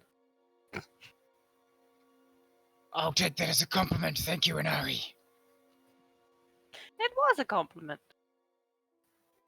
Oh, because I don't have skin, I have scales. I knew what I meant. You knew what I meant. Het does not mean to be rude, ladies, but Het is very tired and he must have his beauty sleep, as they say. Sleep well. Thank you, Fiala, for accompanying me to town. I appreciate the helping hand. Oh, anytime. And with that, And with that, it retires. It takes his leave, traverses the stairs to head to his room, leaving the two ladies in the guild hall alone.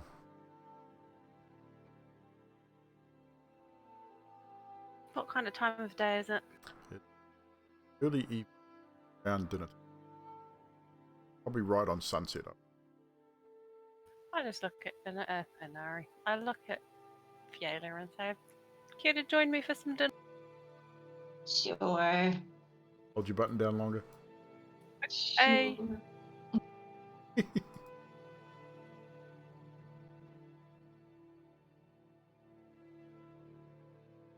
Are you going to have some dinner together?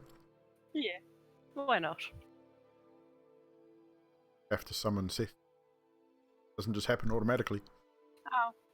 I go and knock on the door. You knock on the door, and after a few minutes, you hear a bit of bashing around, and oh crap! Good God! 1 moment! And sort of hear banging of pots and pans, and sort of like he's almost like he's kicked something across the floor.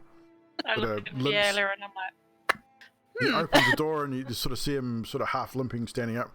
Yes, yeah. What can I do? Get you? Are you okay? I was Just just learning my way around. I mean, new kitchen and all. What do you need? What can I get you?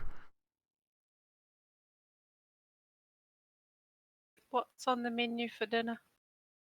Oh, there's no menu. You tell me what you want, and I make it for you. Pretty much anything you like. I have this desire for a mushroom omelette, I think. I wanted the same thing. Mushroom omelette, you say? Sure, I've heard of such a thing. What is it? Eggs And mushrooms. mixed together. So, scrambled eggs. I mean, like, scrambled eggs with mushrooms? That'll do. I'll see what I can do. And he sort of closes the door, and you hear him. Seth, wait. What? So, do we kind of run the guild? Can we make like a ban on a certain food? Ban on food? Oh, you're in charge. You pretty much do what you like. No more dragon steaks. No. You've had dragon I know, but this steaks. other pub in town has it, and it was grossing me out. Okay. I wouldn't assume Master Hit would be wanting dragon steak anyway. It's kind of like cannibalism, really, isn't it? Yeah, it's kind of gross. That's kind of creepy. Right, good.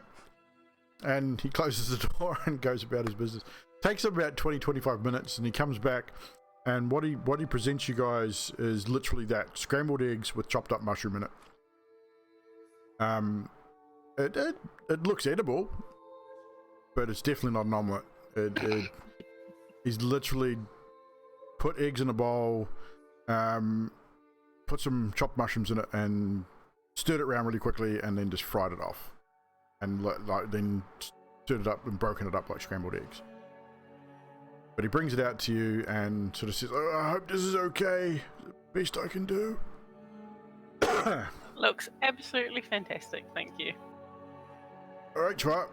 And he sort of takes his leave and leaves you to it. We might have to hire a cook. I think we might have to show him how to cook. I don't even know if I know how to cook. I must know how to cook at this age. Like, should I make you roll for it? Fuck yes. Roll a survival check for me. That one! That's a nat 1, chat. First nat 1 of the night. So yeah, you don't know how to cook. You're lying through your teeth. You have no idea how to cook. What have you been doing all these years? You're a soldier. You've had everything cooked for you. Yeah, I live in barracks and eat in guilds. They feed me. But I'm pretty sure I can burn a good deer steak on a fire. Natural 20.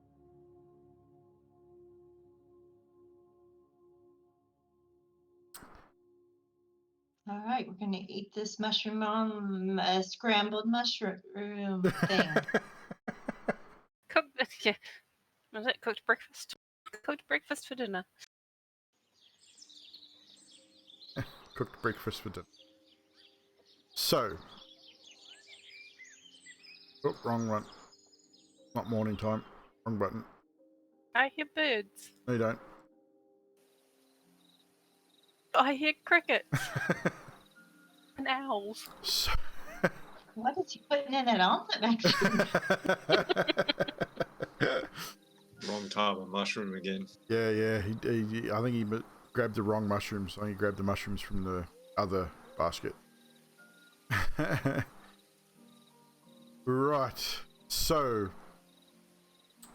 you finish your meals. Is there anything else you wanted to discuss before turning? I just look at Fiona and say, "Do you miss Neymaris?" I get that kind of feeling. All the time.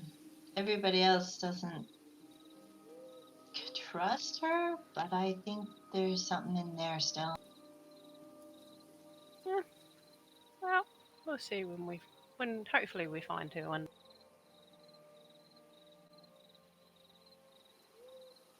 I've seen it happen before.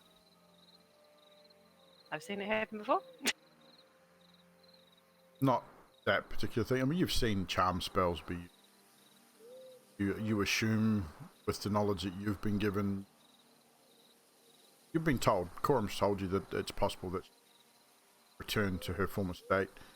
She will have full recollection of what she's done, so it's definitely going to take its toll.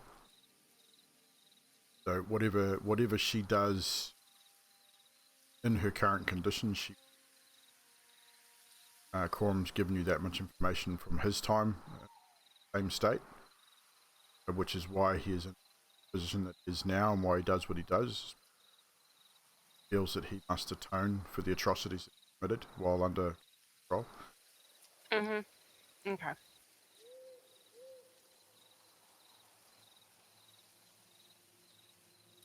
And on that note, I might go and meditate for my 4 hours.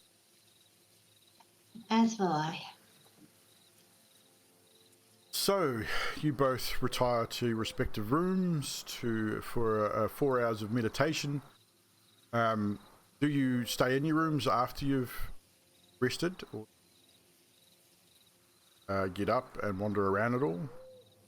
I actually wouldn't mind going to just having a look at, I don't know, study some parchments that are around the place, if there's any history or anything. What in particular are you looking?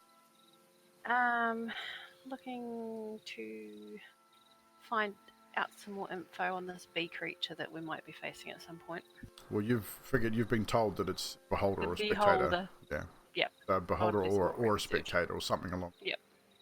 You won't find any information at the guild house. You'd have to go probably to the Arcanus, where the arcane libraries are, closed at this hour. So you would know that anyway. So to do that kind of research, you're going to have to wait till the next day. That's okay. But if looking around the guild house, you do find a few books on basic histories of the Dragon Wars available on D&D Beyond. Created that there, and you've been given a whole bunch of information. Not much you. As far as what you know about beholders, from what you've been told and what you've learnt at the time with the Enclave, is that I said that they are very, very intelligent. They have what Bash referred to as scary hair, actually tentacles with eyes atop them, which have different abilities, which are very, very dangerous. Heard about a possible integration ray. You've heard different things. You've heard different people talk about different things. Not 100% sure on the exact abilities, but you've heard harrowing events of people's encounters with beholders. There's not many encounters in Paradigm. There's been very few, but normally a beholder can be contracted by generally a powerful entity to guard something, and they will guard it with their lives. They are, and it's extremely intelligent. They can be bargained with on occasion, but if they're contracted at that level, they will not be deterred from their contract, basically. Okay. That's pretty much all you figure, or you can sort of far as that. You've heard of all manner of demons, like the devil that you fought night before. Sitting and thinking and pondering on it, you read and have information on it. Know it was a bone devil. Know that it would have been able to exist on this plane. Not here for its own accord. It was summoned here. Plane. And know that it was not the witch that was able to summon it here. Okay. Powerful enough to do so.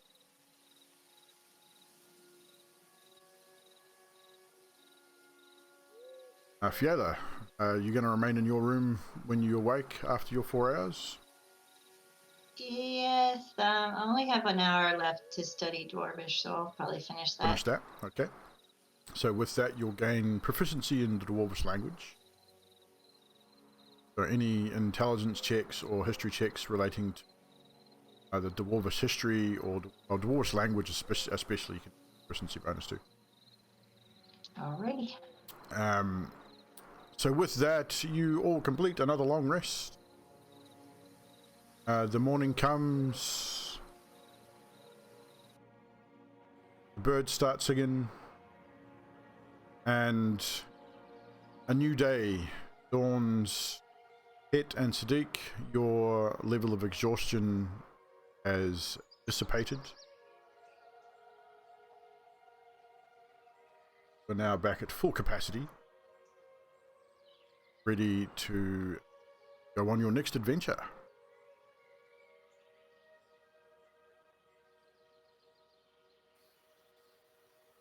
Het stays in his room before breakfast.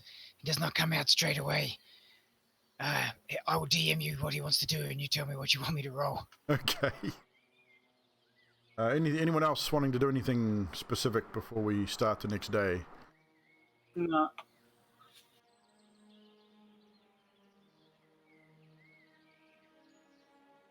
No, I think I found out what I wanted to find out. Although I was studying the map this morning while I was after my meditations. Who are you talking to? The group. Tell them who you're talking to. Whoever's with me So downstairs. everyone's in the guild hall at this point except for Het, who's still in his room. I was looking at the map this morning and having a little think on doing what we're doing. We're actually not too far from, well, possibly not too far from where Eldrid's lair is.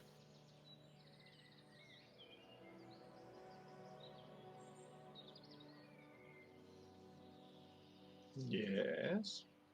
Should we maybe go and see if we can find that before we head off to Helonde?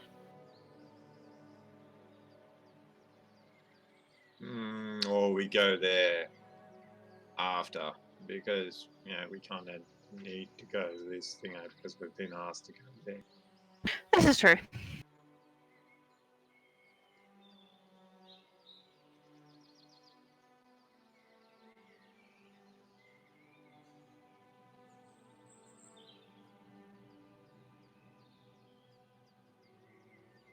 Okay, so Het, with what you're wanting to do, we will get you to make a performance check with advantage, dude. Well, performance is one of my highest ones anyway.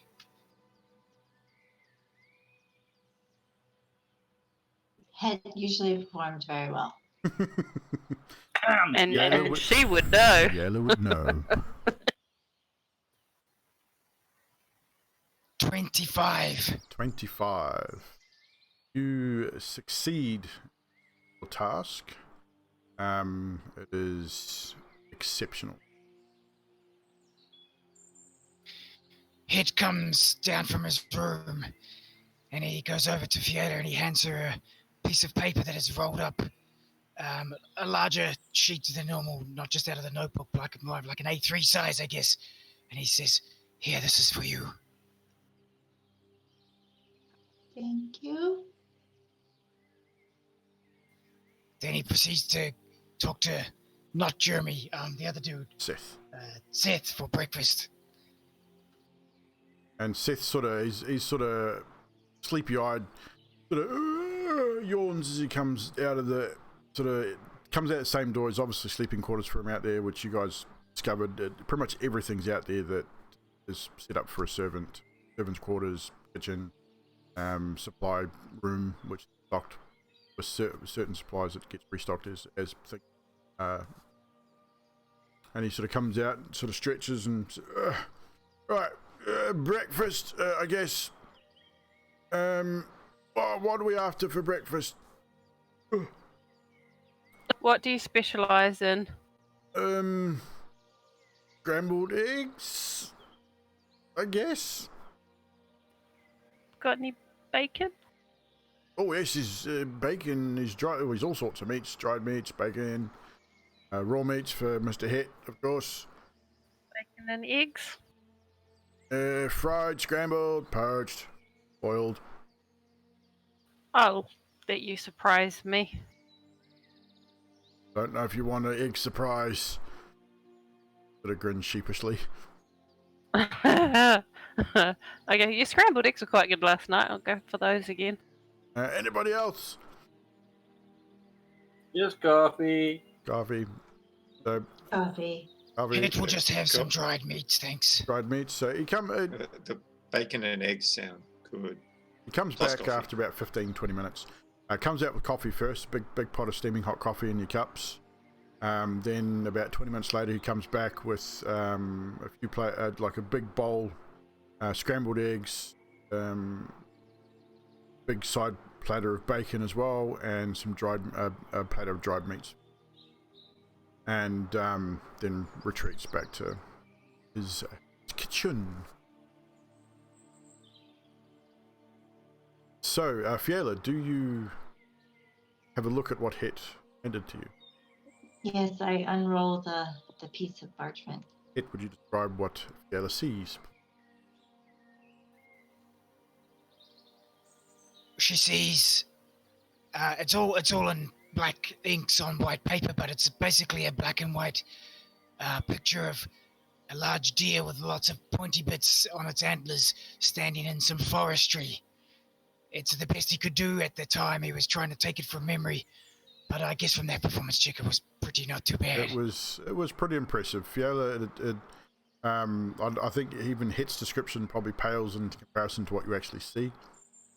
Very finely drawn, very finely detailed picture of a large stag, not dissimilar to the white stag that you have seen yourself, which you know as your benefactor's spirit totem, if you will, his spirit form. And it's exceptional drawing. It's very, very well done. The details there, the detail on the trees, detail on the stag itself. Very, very impressive. I smile and like try to hide a little tear forming because I'm really touched by it, and I roll it up and discreetly put it away. Passives. I think with your passive perception hit, you probably notice. No, you don't. Nope, you No, don't. it's passive as shit. Yes, your passive is crap. So you don't notice the tear. You notice that she's had a look at it, and she has that sort of the look that women get when they're touched by something. Sort of that emotional. It comes across.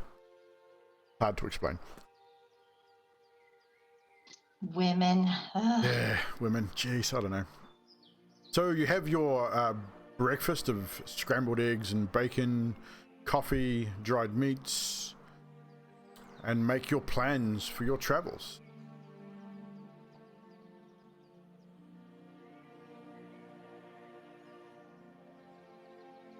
All right. So, will we need horses or? You pull out your map, funnily enough, on the table while you're eating breakfast. And you know that you're going to take quite some time to travel. You're going to travel through 2 districts before you reach Grim March. You're going to travel past Sadiq's home island. you will have to traverse a small waterway, which Sadiq will be able to tell you there is a barge which can take you across the waterway, across the 2 or 3 kilometers of water, but it is a barge that goes back and forth between the Spiderweb Vale and the Dansel Keep area of Grimmarch. But you're going to be, if you're going to travel by horse, you're looking at quite a substantial journey, probably 2 to 3 weeks. Quite some travel. Should be able to teleport. There is a teleportation circle in port city of Beaufort. Alessandris is familiar, because that is where she from.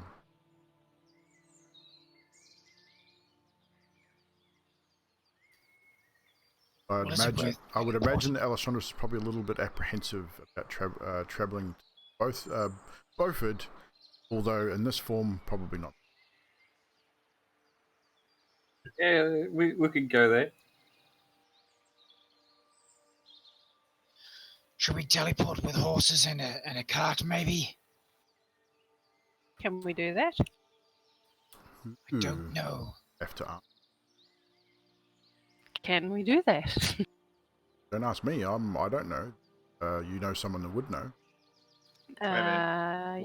Was the teleportation a thingo on the ground, or was it a ring that we went through? It is a rune, a circle of runes on the ground inside the Arcanus. And you guys would know from the last lot of travel that you're probably not going to get horses that are going to be able to get down the spiral staircase that gets to the teleportation circle. Inside the Arcanus building, like a basement area. Can you turn the horses into hamsters or beavers, and then we can carry them up the stairs and teleport them with us, then turn them back? Is that a thing? I might be able to polymorph one, but I don't think I can do many. Okay, it was worth a try. Actually, Sadiq, before I forget, the one thing you did find in the office when Alessandros were talking about going through it, you both found it, was a list of cities in Paradigm that have a active guild house, or a guild house available to you guys to use. Beaufort is one of them. It's a smaller one, but it's definitely there for you to use. And probably now as acting headmasters, probably be asserted some privilege when it comes to travelling. I pass that information on to everyone.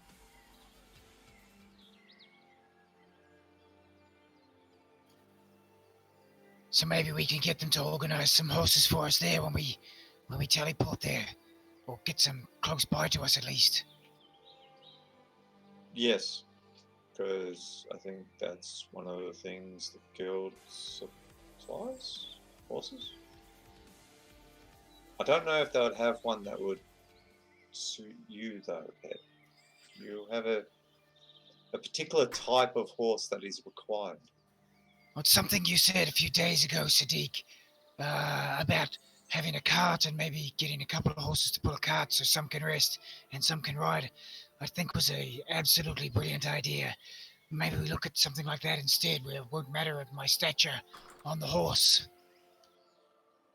Yeah, the only problem that we've got there is the trying to use the teleportation. We won't be able to use the cart that way, unless we get the mages to change it from a rune on the floor to a rune in a gateway, and then we just drive them through. Or we can teleport to where we're going without the horses and cart, but have someone meet us there with some, or get the guild to organize something, or even if we pay for it, once we get there, they can organize it. Maybe? I think it's possible. Or we could get a cart that could shrink down to a very miniature thing that we just carry on our person through, and then, Alakazam and it's big again type deal. That would be really cool. I don't think that type of magic exists, but that would be cool. I guess it's something to look into as we get better with our spells. I just give City the stink eye.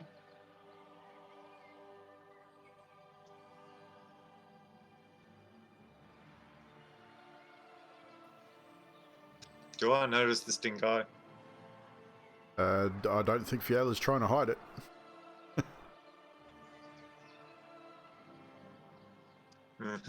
Okay.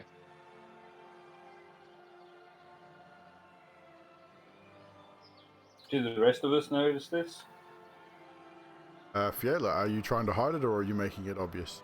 Oh, it's blatantly obvious. I'm not happy with I don't want to teleport with him. Hey, okay, guys, what's going on? What's happening here? Is our Het and Sadiq standing kind of close together?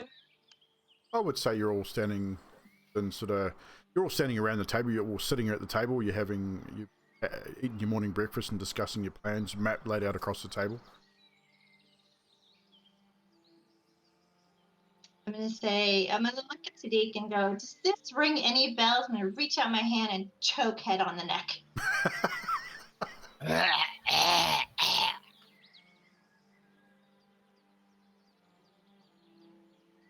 And what does Het do? Exactly that.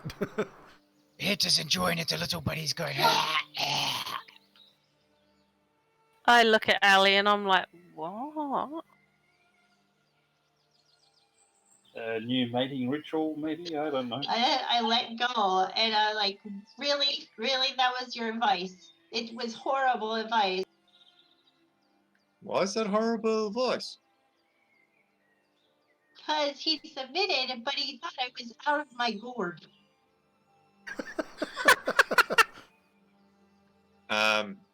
You asked me what my clan does. You didn't ask me what an elf should do to a dragonborn. If you had said that, I would have said something different. Let's not get into details here, all right? Yeah, I'm just slightly. I'm just gonna. I'll also Alli look in at the Het ribs. and go, "Congratulations, Het." On being choked. Oh, no, I let you go.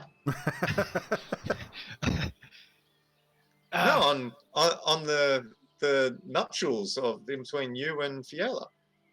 Wait, what? Whoa. Hold the horses there. What, nuptials. I think you've taken this one step too far. Oh no, see, we're a warrior race. We don't have time to mess around with courtship. If you submitted to her, that means you're bonded. What? What? No.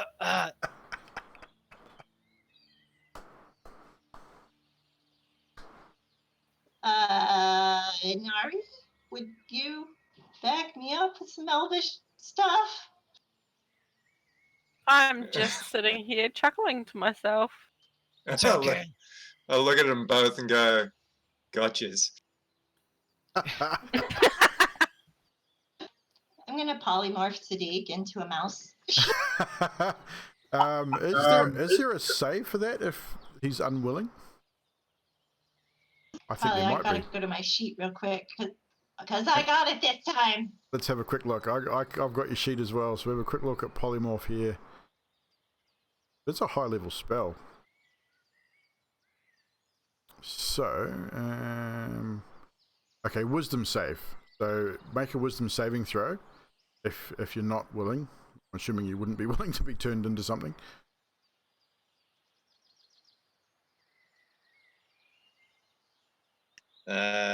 16. You save. The polymorph does not take effect, Fiela. Cast it and you see his face sort of twitch and sort of shift for a second, and then it dissipates. Nothing happens. Probably because I'm so flustered right now. Probably more than anything. But seriously, used to, now in a relationship. So, No. congratulations. No, you just said gotcha. Oh, no, it was gotcha about being, married. But the relationship's true. That's how we started our courting. I don't know how you guys do it, but, we're warriors. It's a great way to find out that someone likes you is just they come over, and at the same time, if you're not willing, you beat the woman down, and there you go. It's move on to the next person type deal. At this point, you guys hear a bit of gruff laughter from the door, and as you turn and look, see Bash standing at the door. Oh my god, he's half orc, isn't he? He's a half orc as well, and he literally, like, even a double door, he takes up most of that door frame. He's huge, and he's just laughing to himself that he's been obviously standing here for a little while listening to what's going on, and he sort of walks into the door a little bit and turns to you, Sadiq, and says, "Yeah, that was a good one. I think you got them good. It was awesome." But he's right. That's how we do it, and lots of fun, really. So you guys ready to go or what? Yeah, we're ready. Well, I am. I'm not about everyone else. So how are we traveling then? Are we gonna be horse and cart, or are we gonna go Teleport? Tell her what? It's a very fast horse that you don't have to ride. Okay. It's magic. You lead the way. I'll follow you. Take him to the teleportation room, and so you guys, where are we going again? You're going to Helonde. Well, Beaufort. You need to go. Yeah, but you need to teleport to Beaufort first because that's the closest teleportation circle from the Arcanus. You'll teleport to Beaufort, and then from Beaufort it'll be probably a day's travel, day and a half on foot, day on horse, to the township of Helonde. I also hand Het 4 flasks of oil and say, when you've got a moment, can you make that the holy oil so we can keep on building up our stockpile of holy oil for the upcoming battles against the undead? Will do. I'll get to it as we travel. I'll do the holy thing, the clericy thing. Clericy thing. So what did we make you roll for that last time? Yep. I think we just did a religion. Might have been a religion check roll. Religion plus your proficiency. We'll do that. I'll get you to make 4 rolls over the course of the journey for each flask. First one is 17. And the first one, you feel pretty confident that it's taken effect. Mark another vial of holy oil. I handed the holy oil back to Sadiq. You're holding the holy oils, right, Sadiq? Yeah, actually in D&D and Beyond, I'm currently making up this holy oil because it doesn't exist. Yep, so make it up. It's sweet. Is he no? No, it's only got holy water. Okay, so what we might do, have a look at the holy water stats. Holy water flask. Because I remember we made the holy oil that it has 4 applications on your weapons. 4 application to a weapon. Yeah, so what we'll do is we'll make it similar. If you want to make it up in D&D Beyond, use the holy water flask as your template and add a charge to it. Add 4 uses, so just add to the text 4 uses and add to it that it's flammable as well.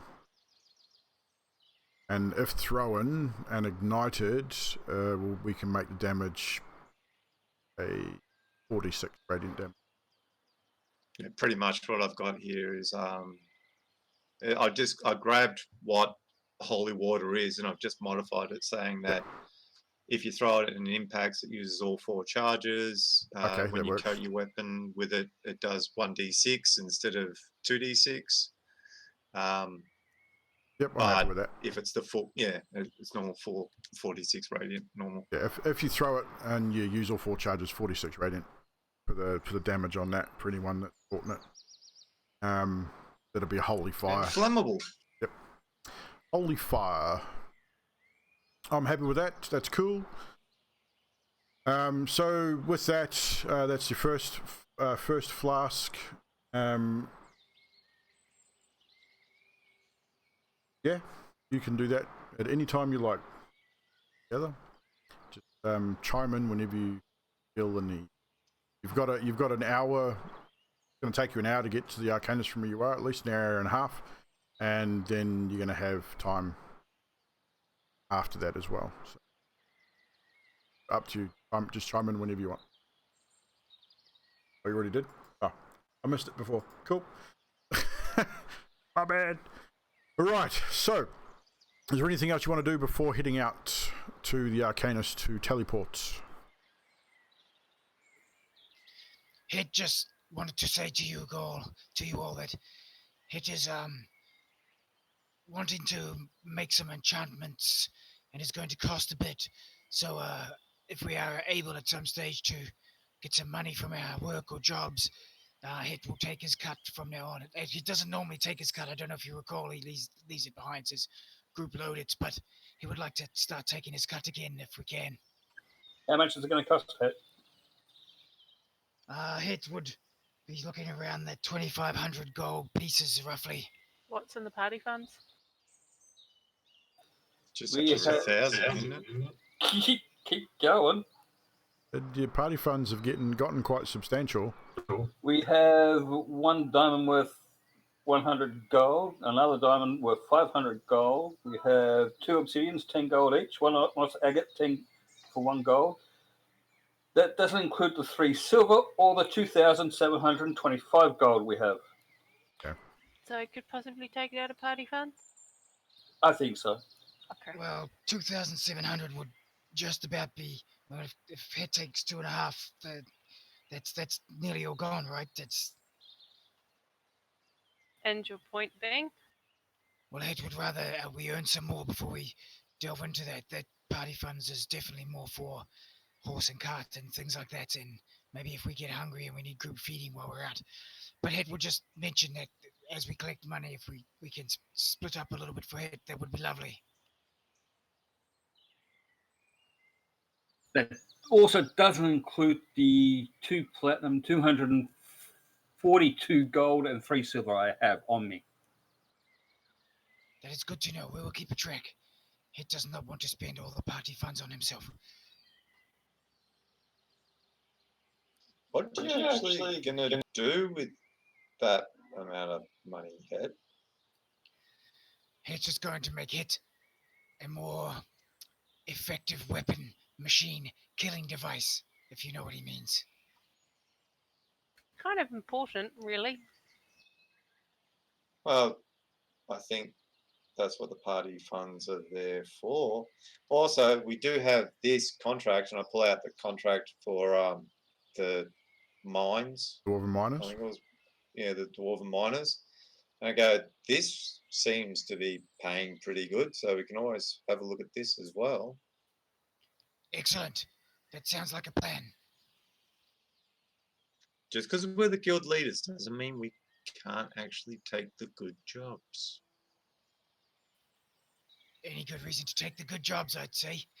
I am happy to use the money from the work that we do and keep money in party funds just in case. It's always good to have a savings. I look at the rest of the group and I'm kind of like, shall we just go and sort it out for him anyway? Can't, because you don't know what he wants to do. Fiona went with him. Gotta get the compass off him first. No, Head, Rogue. we will be going away and leaving for a few days, and it will take a few days to do what Head wants to do. We might be gone longer than Head would like, so we would have to plan it properly. So let's do the work first. Yep, I'm with it. Let's go do this stuff. And Off then, to work we go. Off to see the wizard. Hi ho, as the dwarves would say. Bash burps loudly from behind you. Frick. Wow. Bash. Excuse me. Ale last night. It was good stuff. So you Yeah, I think that needs another one, Drax. I think that was worth 2 at least. 2. But yeah, so you spend the next sort of hour walking through town, heading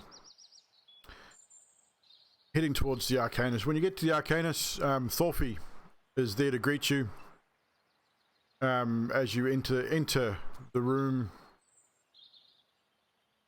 Greetings, Lions. Good to see you all healthy.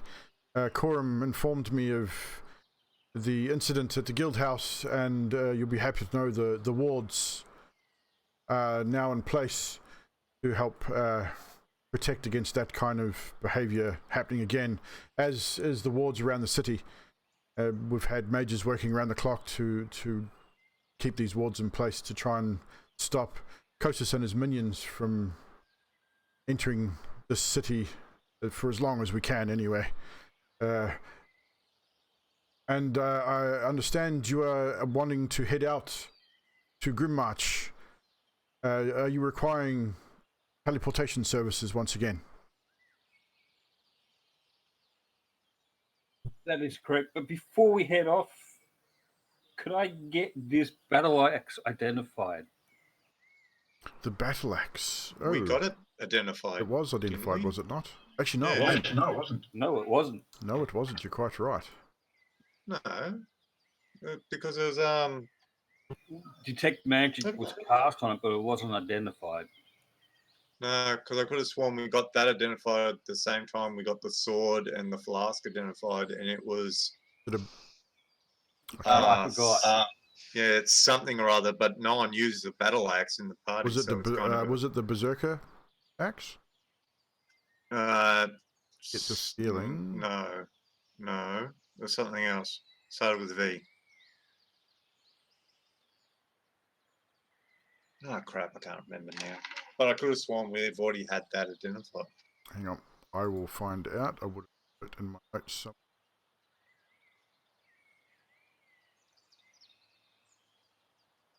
One second here. Dooms. Weapon.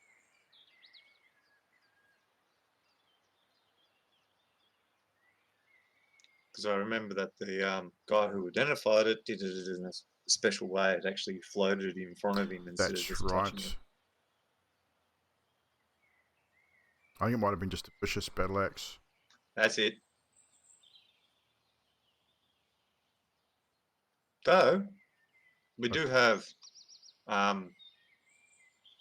Vicious great axe. but yeah, we do have the barbarian in the party now who uses an axe. Maybe Very true. Yeah, so he the would vicious want great to axe was when you roll a 20 on your attack roll with this weapon, the target takes an extra damage of the weapon.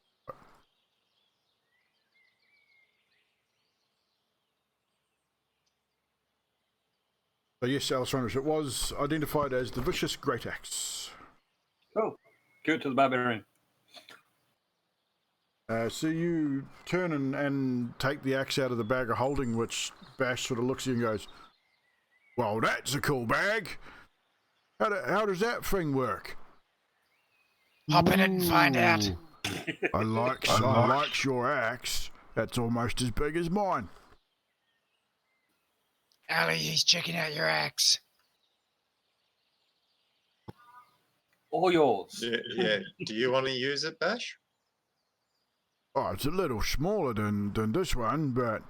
And he takes it, sort of holds it in his hands, and then you see him, he swings it around, and almost like a twirling a staff, goes from one hand to the next and almost helicopters it in front of him, and you can see him then swing it around side to side with one hand, picks it up, sort of feels the weight of it, feels the balance of it, and he goes, "Wow, that's pretty good. That's really light. It's about half the weight of my one.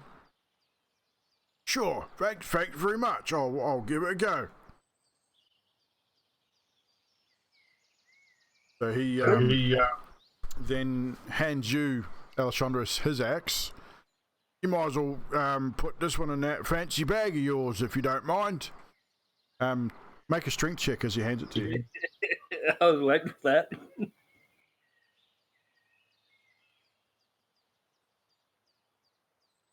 Oh shit. And yeah, okay, I'll take that, Baz. I will make that. His performance check was a 19. So he looked. Damn it. It was very impressive the way he spun the axe, especially the way he helicoptered it in front of him from one hand to the other like a bow staff. It was very impressive indeed. So what was your check, Alessandros? 11. 11. Yeah, he hands it, so one hands it out to you, and you take both hands, and as he drops it into your hands, it almost topples you forward. It's really heavy.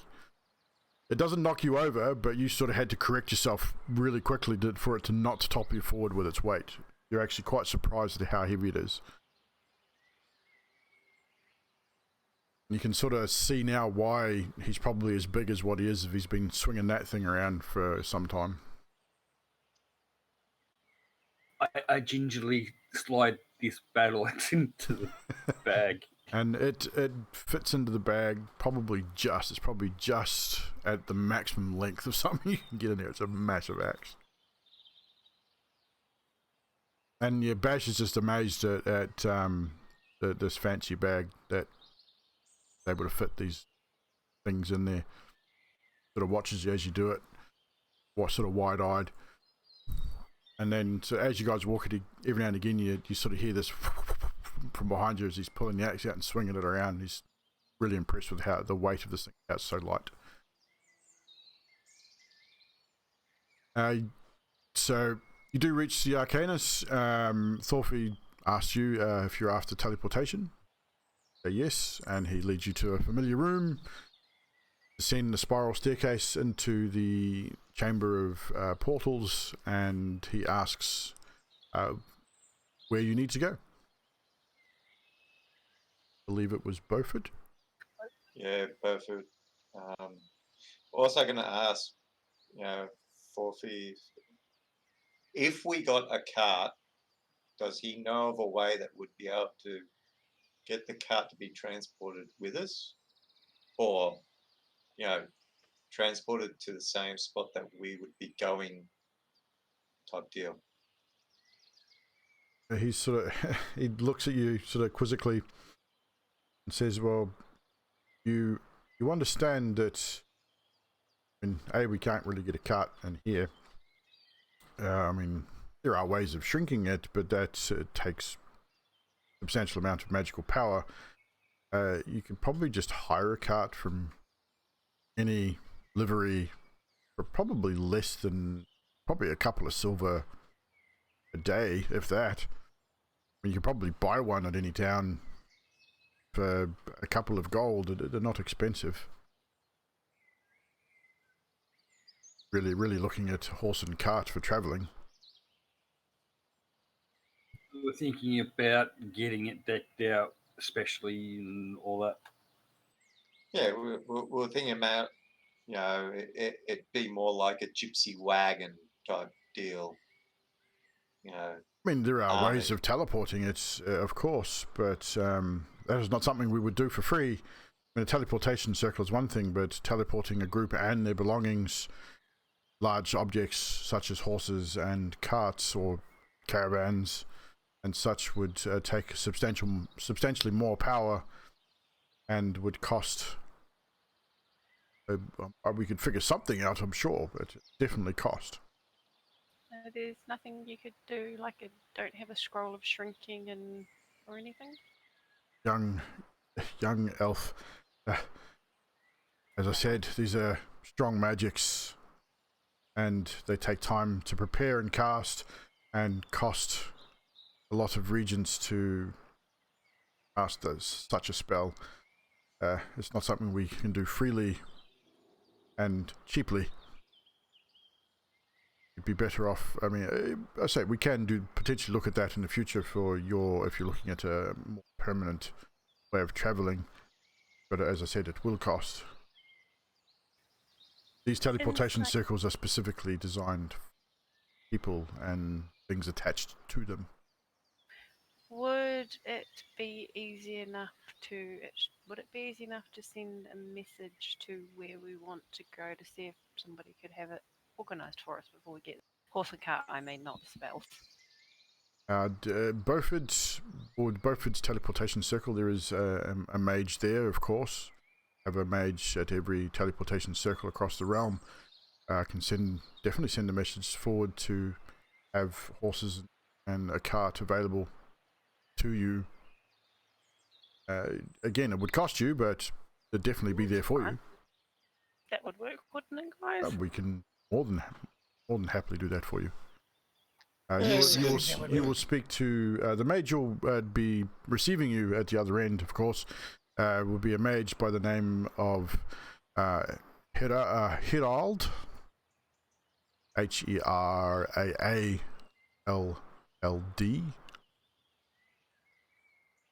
He is a human. Unusual to have human mages, but he's very good. He's quite old and a little belligerent, but he's a good man. But he'll receive you in Beaufort and obviously send you home when you've finished your business. Yes, that'd be good. So the plan would set up a certain type of a gear layout that we would want for on the cart and send that ahead and pay for it in advance. So that's not a bad idea, Thorfinn. Oh, well, it's probably the best course of action.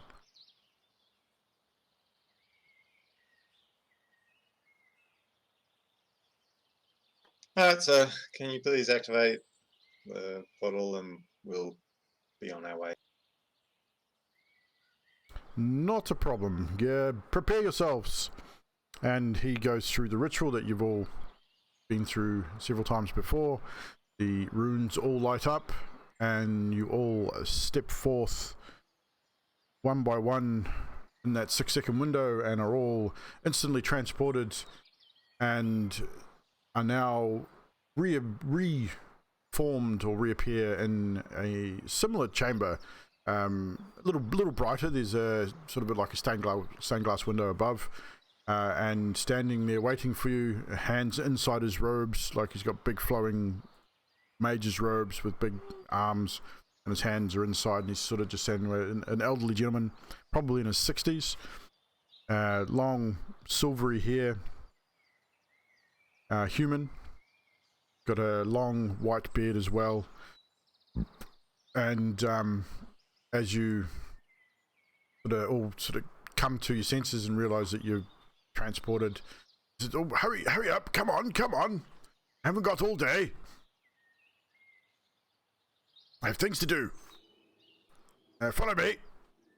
And he sort of turns and heads out through a small doorway and up not a spiral staircase, almost like a zigzag staircase, more square staircase up sort of 2 or 3 levels.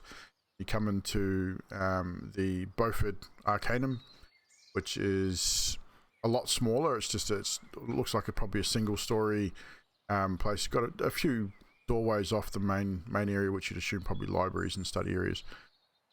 There's a few other mages sort of around the place as well, but he leads you out to the main hall and says, "Right, I've got things to attend to. Unless you need anything else, be on your way."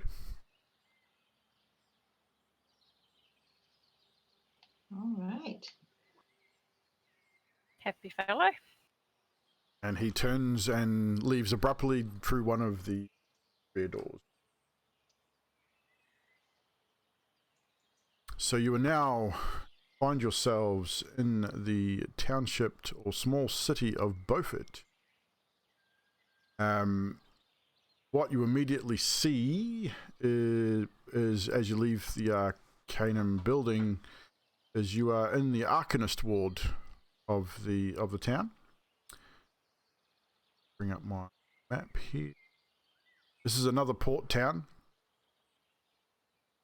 So in the Arcanist ward, which is pretty much in the more central city. To your west, you have what looks like more of a market area. To your north, you've got an area which looks more upmarket. The south looks sort of working class sort of area, and then you've got a walled. To your east, you can see a walled section, and you can sort of see the ocean off in the distance. That's where the main docks, and Alessandros, you are familiar with the area. You spent some time here as a Beth. You know that to secure horses, you're probably going to have to talk to either a city guardsman or the captain of the guard.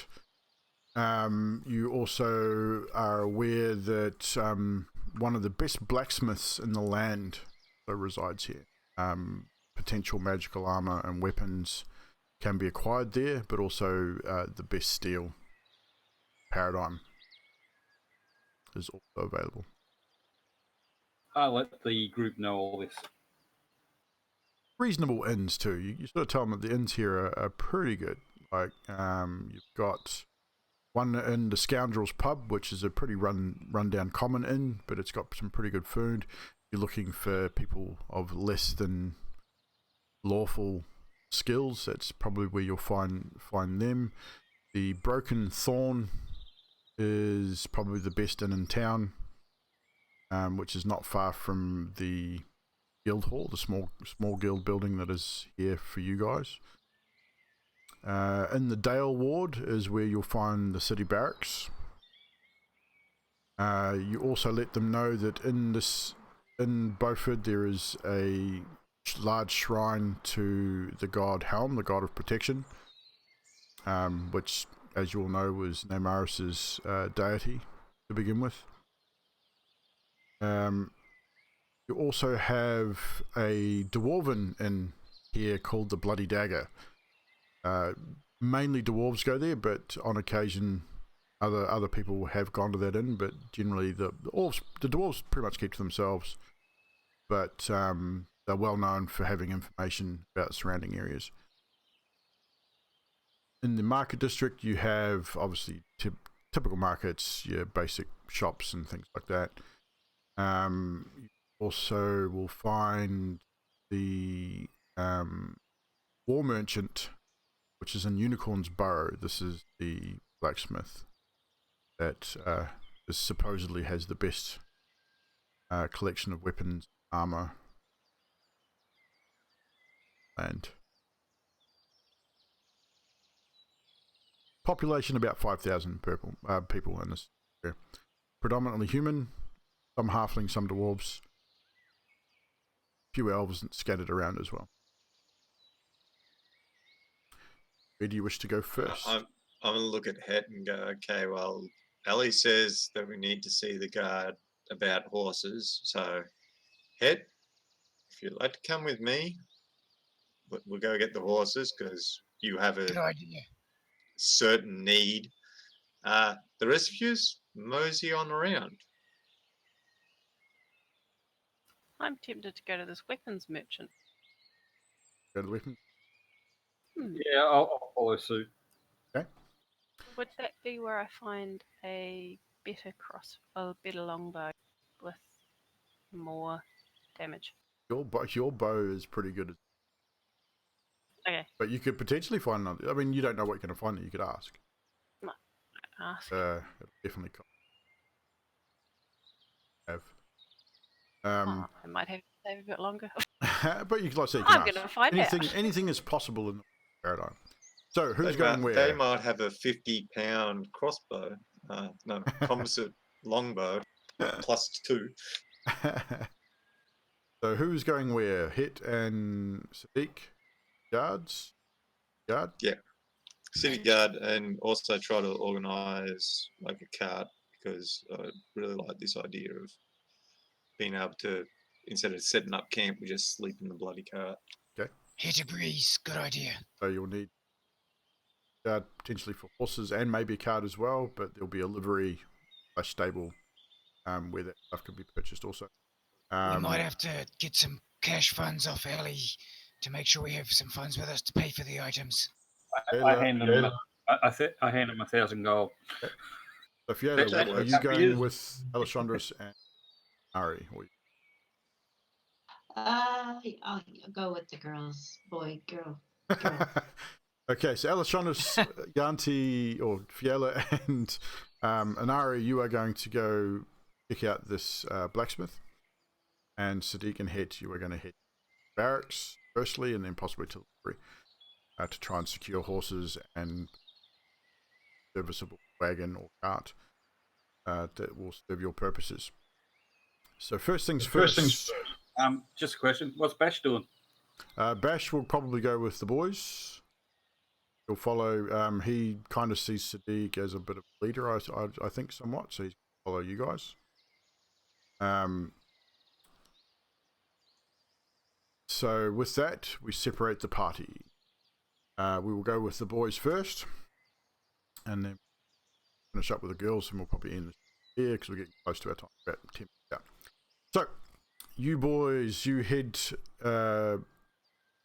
Alessandros gives you directions to the city barracks, which are in.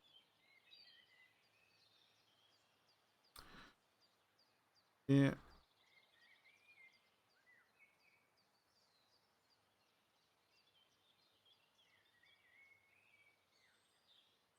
They're in the Dale ward. So you find it takes you a little while, but you find the city barracks without too many hassles. I mean, Alessandros has given you a pretty good description of where you find it. It doesn't take you long, about 40 minutes. Traveling through the streets, and the town is not a rich town, but there's a sort of, you see in the distance, I say you pointed out, there's a bit of a high end area where there's nicer houses, but it's very much a working class town. You get to the barracks, and there's a few guards there milling around, and find the main barrack building. Guard on the door, and he's hey, afternoon. What can I do you for? We need horses and potentially a cart that 6 people could travel in, or do we want to get enough horses for everyone and like a cart? Which one would you think would be better, Het? I think the cart and maybe 2 horses should be enough, right? Something to pull the cart. There should be enough in most room in most carts for 5 to 6. I guess if we had to, someone could sit atop a horse. Well, and I don't know about horses much, but we've got some good sized carts around these parts. Or you're going to have to speak to Captain Morgan. He's he could give you more information. Captain Morgan, he's a good man. He would definitely give you more information about. We got some probably military carts that would suit your purposes. I'm sure, and because by this stage he's noticed the guild insignia. Oh, you guys are from the guild. Kind of wondered why you'd be coming here looking for horses. Most folk just go to the livery and buy a horse, but now I give me a moment. Goes inside. After about 10 minutes, he comes back and he says, "Oh, Captain will see you now. Just through the door, down the hall and to your left." Right. No, left. Not right. Left. Okay. I'm gonna go. So you guys follow his instructions, and you come to the door's open, so you walk in, and there's a big solid oak desk. No one's sitting in it, but as you walk in to your left, there's a big map of the area of Grimmarch area, and the captain's standing there, looking at this. He goes back to your map. He from the back, he can't really tell what race he's at this stage, but he's wearing plate armor. No helmet on, just full plate regalia. Next to the desk, pinning to this is a shield and a large morning star type mace. He's about 6 foot tall, and he's got dark. The armor's quite dark grey. It's not like shiny armor. Looks like it's in a battle. He's got sort of silvery hair as well, so he looks older. And as you guys sort of walk into the room, he hears you and turns, and you're greeted with male human, piercing grey eyes, and very intense look on his face. And he walks forward and greets you. Puts his hand out to shake the door and speak. Greetings. My name is Armand Morgan, Captain Morgan, if you wish. I mean, formalities are there. I'm not very formal about such things. Company of Lions of Helonde, of course. Your reputation precedes you. My foot soldier informs me you're in need of a wagon or a caravan of to 6 you're looking for? Yeah, something that could transport 6 people. Ooh, and no standard couple of cart. horses to pull. Yeah, no standard cart will do that, of course. But I'm sure we've got a couple of what we call siege carts. They're more for carrying arms and things like that, but it would definitely suit your purposes. Covered wagon. You'd probably, I mean, you wouldn't be able to all lie down and sleep together, but you'd be able to all camp out at night, I guess. 5 or 6, depending on size.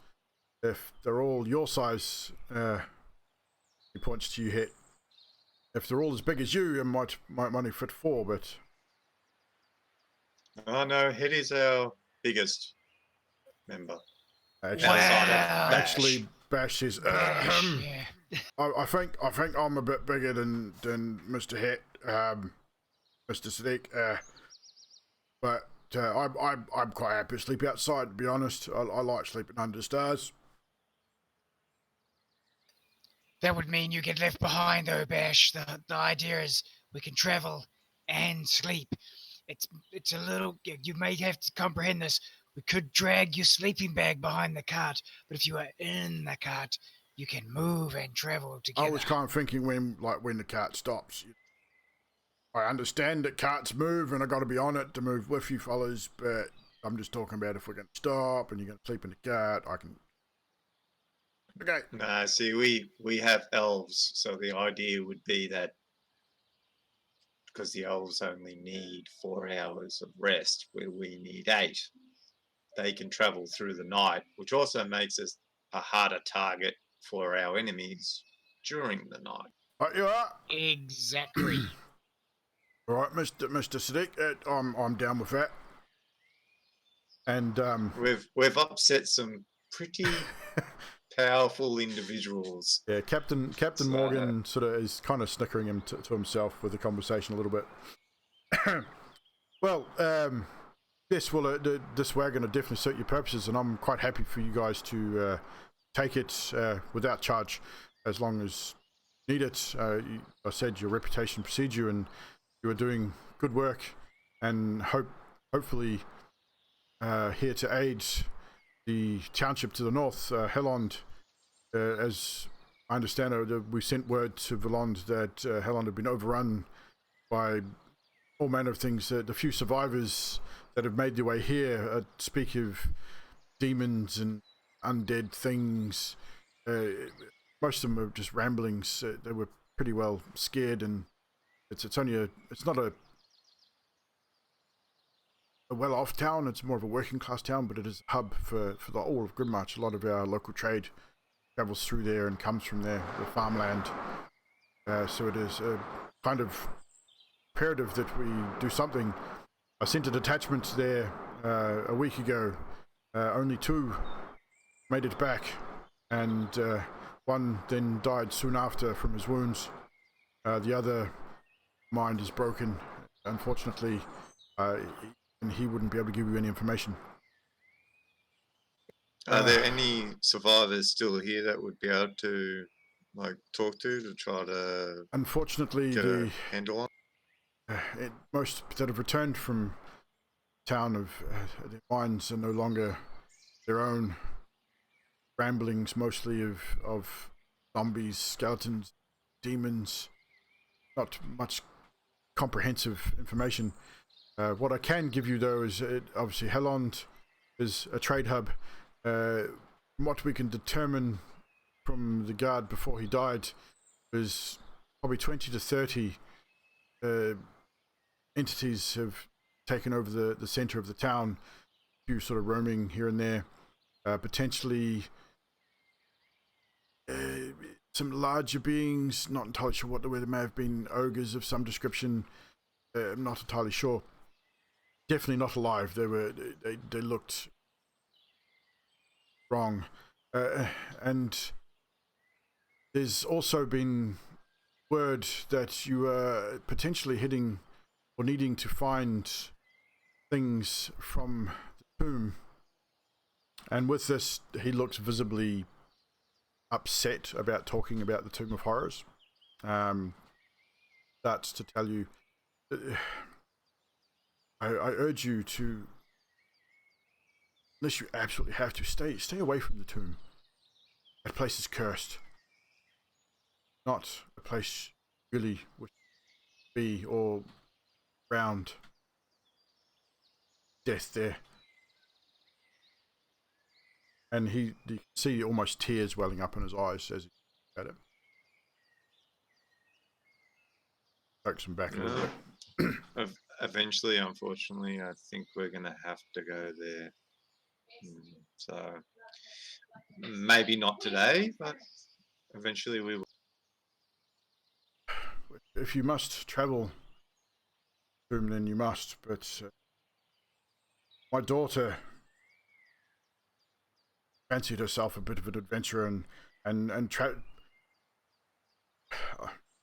he sort of stammers a little bit, and she went to investigate the tombs, and after some time she returned, but she wasn't the same. She seemed different, and then she disappeared again, only to be found weeks later, throat cut, rotting in the woods. Then the culprit was never caught. I understand that the wanted poster was provoked by the alderman. Wear revenge. That filthy being that slaughtered my daughter. Not rest until they dead and buried. And what was See your the daughter's visible, name? see the anger that comes across his face now. Oh, I'm sorry. I didn't burden you with my problems. Cart and horse. And he sort of composes himself at this point. My daughter's name. Beth, her name. Sweet girl. Maybe 17, 18 years old. Full of life. But I said she went to the tomb. When she returned, she was different somehow. Looked the same, definitely. I mean, beautiful girl, but wasn't the same when she returned home, and then 6 weeks, 8 weeks later, she just vanished.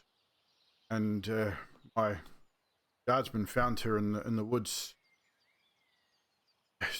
savagely stabbed, throat cut, just left there to ravaged by wolves. I mean, you guys may have heard of the wanted poster that was sent out weeks ago. Filthy changeling murdered my daughter and left her for dead. Took her form, and I hear that somehow or some way that it was rescinded. I will not rest until I find this person. I will have that changeling have his head, her head, its head. Don't care. He sort of turns and puts his hand on the wall and sort of starts to recompose himself. It has a question for you, grieving person. Sort of again composes himself and stands up straight and says, question, ask away, Master Het. This tomb of Horus. Horus must have been a bad dude, was he? No, Mr. Het, Tomb of Horrors, not Horus. It's been nicknamed the Tomb of Horrors because most people that go there don't return, or if they do, white-haired, scarred, might as well be dead. Place full of traps, for untold treasures too, but full of traps and beings, and said to be guarded by a beast that has come to known as a beholder. It is a sight to behold, of course. It's very scary, very large, very, very dangerous, and potentially Lich may even reside there. I've heard people talk about, encountering a Lich. Son of a Lich. Might be a son of a Lich. It could be a father Lich. I don't know. I don't know much about Liches, but these are rumors that come from the tombs. It is a scary place. You should not venture there unless you absolutely have to. Absolutely have to. Honestly. At least if you'd have to go there, I would wait a little while. I mean, definitely look capable, but maybe a bit more withering, shall we say. And I've been captain of the guard here for 20 years, and I dare not venture such a place. And Bash says, "Yeah, I agree with you, Mr. Soldier, sir. That place is some scary stuff. And he sort of shows you the scar again. He says, I got this shit. Yeah, it makes me look pretty, but it's a horrible place."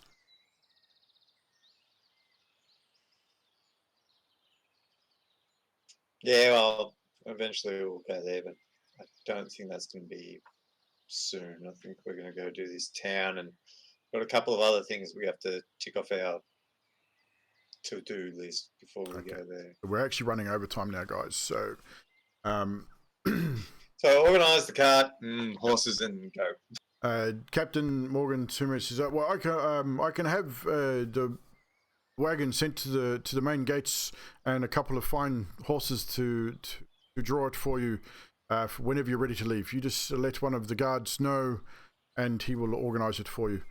But before you go, make sure you go visit the what was it? The Broken Dagger? Nope. The War Merchant.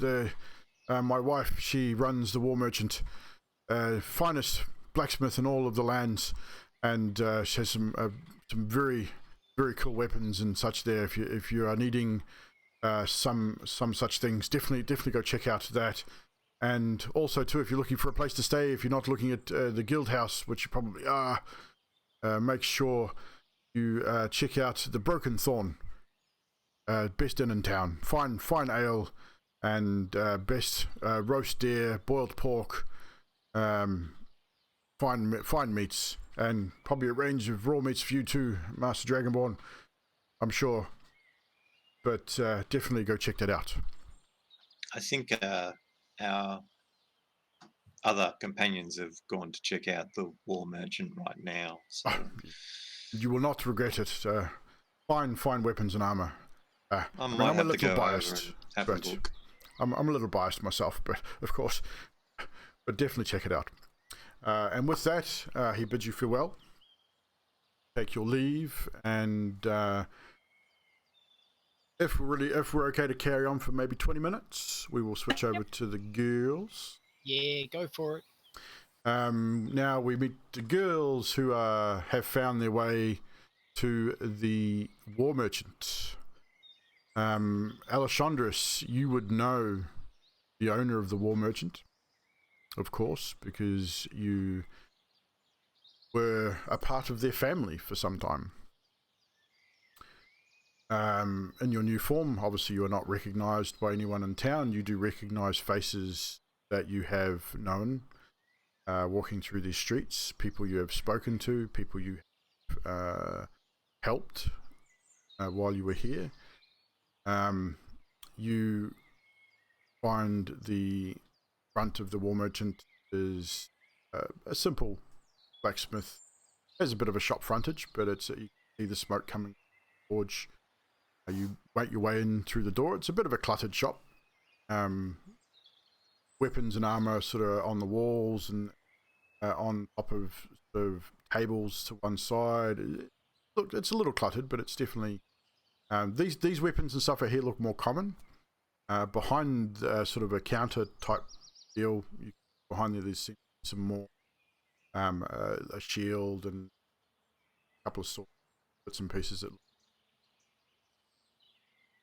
And behind the counter, just sort of cleaning up a few bits and pieces, you see Aneth, A-N-E-T-H, for those who want to write it down. She's wearing a blacksmith apron. She's wearing like a leather, a thin leather jerkin type thing underneath the apron. Sleeves rolled up. She's got soot and stuff all over her face. Real strong forearms. You can tell that she's definitely the blacksmith around here. It's not a male blacksmith, female blacksmith. She's also human.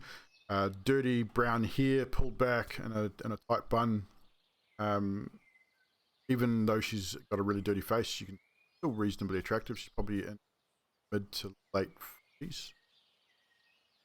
But she's sort of cleaning up a bit and sees you guys enter, and she sort of brushes off her hands and says, "Oh, hello, welcome. What can I get you? How are you doing?" Good morning. I'm wanting to look into maybe a longbow +2. Don't know what a longbow. Well, a better longbow than what I've got. Looking at a longbow. I'm not getting a longbow. You're looking at. I don't really deal in bows so much, but I think I have something out here. Just give me one moment. No, he's not really a longbow, you say? A longbow. Give me one moment. So she heads out the back. And she goes, oh, I have this one, and it looks very similar to one you already have. It's a different color. It's a different color wood. But she says, I have this one here. Says, I don't really deal in bows much, but I have this one. It doesn't do any extra damage, but if you are capable enough of scoring a critical strike against something, it does do extra damage. That's about all I can offer. And she said it's called a vicious longbow. It said it won't do the +1 damage, but if you get that critical strike, it'll do an extra 7 points of damage, 7 points of piercing damage on top of what you already do. So that's better than what I've got at the moment, isn't it? Depends on how you look at it.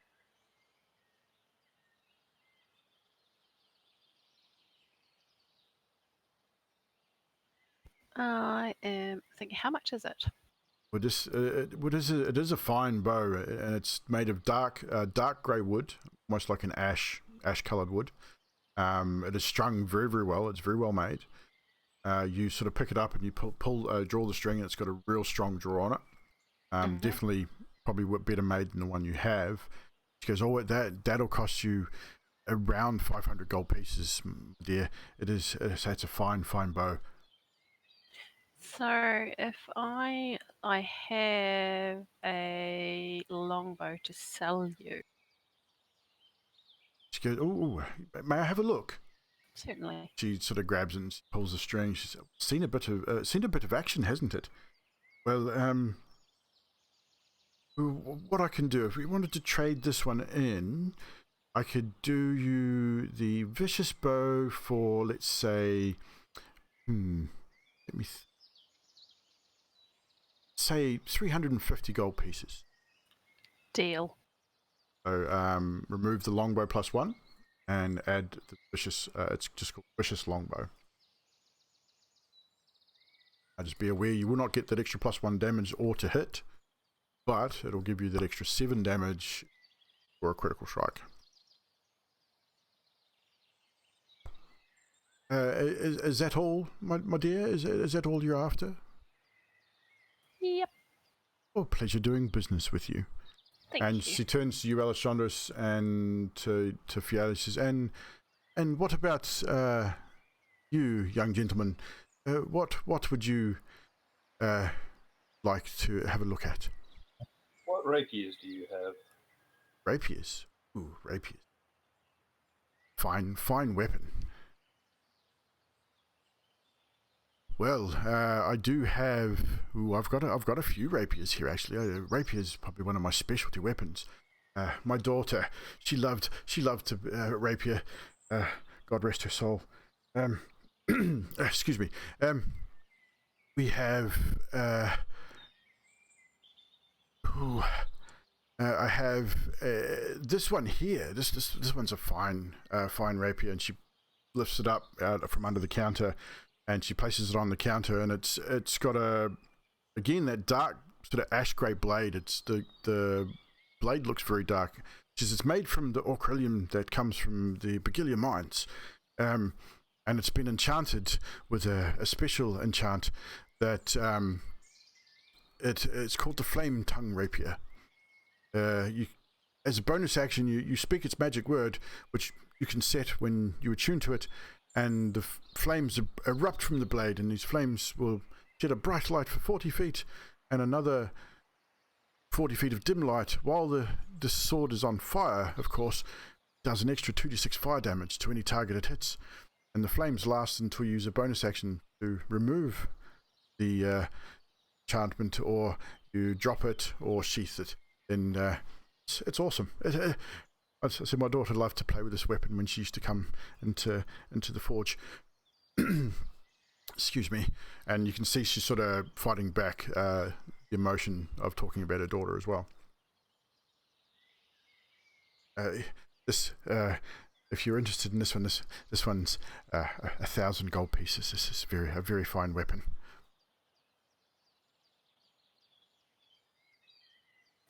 How much for that, and the bow that you just got off my friend here? Oh, a quick reset. I like that. For both, I like the look of you. I can do 1,200 gold pieces for both. In exchange for these daggers.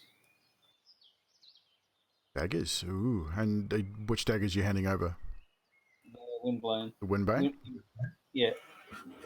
So she takes those and she takes one in each hand, and you can see she knows how to handle a weapon, and she sort of spins them round through her fingers and back to the handles, back to the blade. Checks out the balance. She goes, "Oh, they're very nice, aren't they?" Ever seen it? What are they called? I've never seen these before, but they're very nice. What are they called? What do they do? I believe they're known as the Windbane dagger. Ooh, that's a nice name. I like that. Ooh, you know, what do they do? Do they do extra damage? Might have to get these identified. They're very nice. So she looks at those for a little bit, and she says, "With those, I can do it for 800 gold pieces."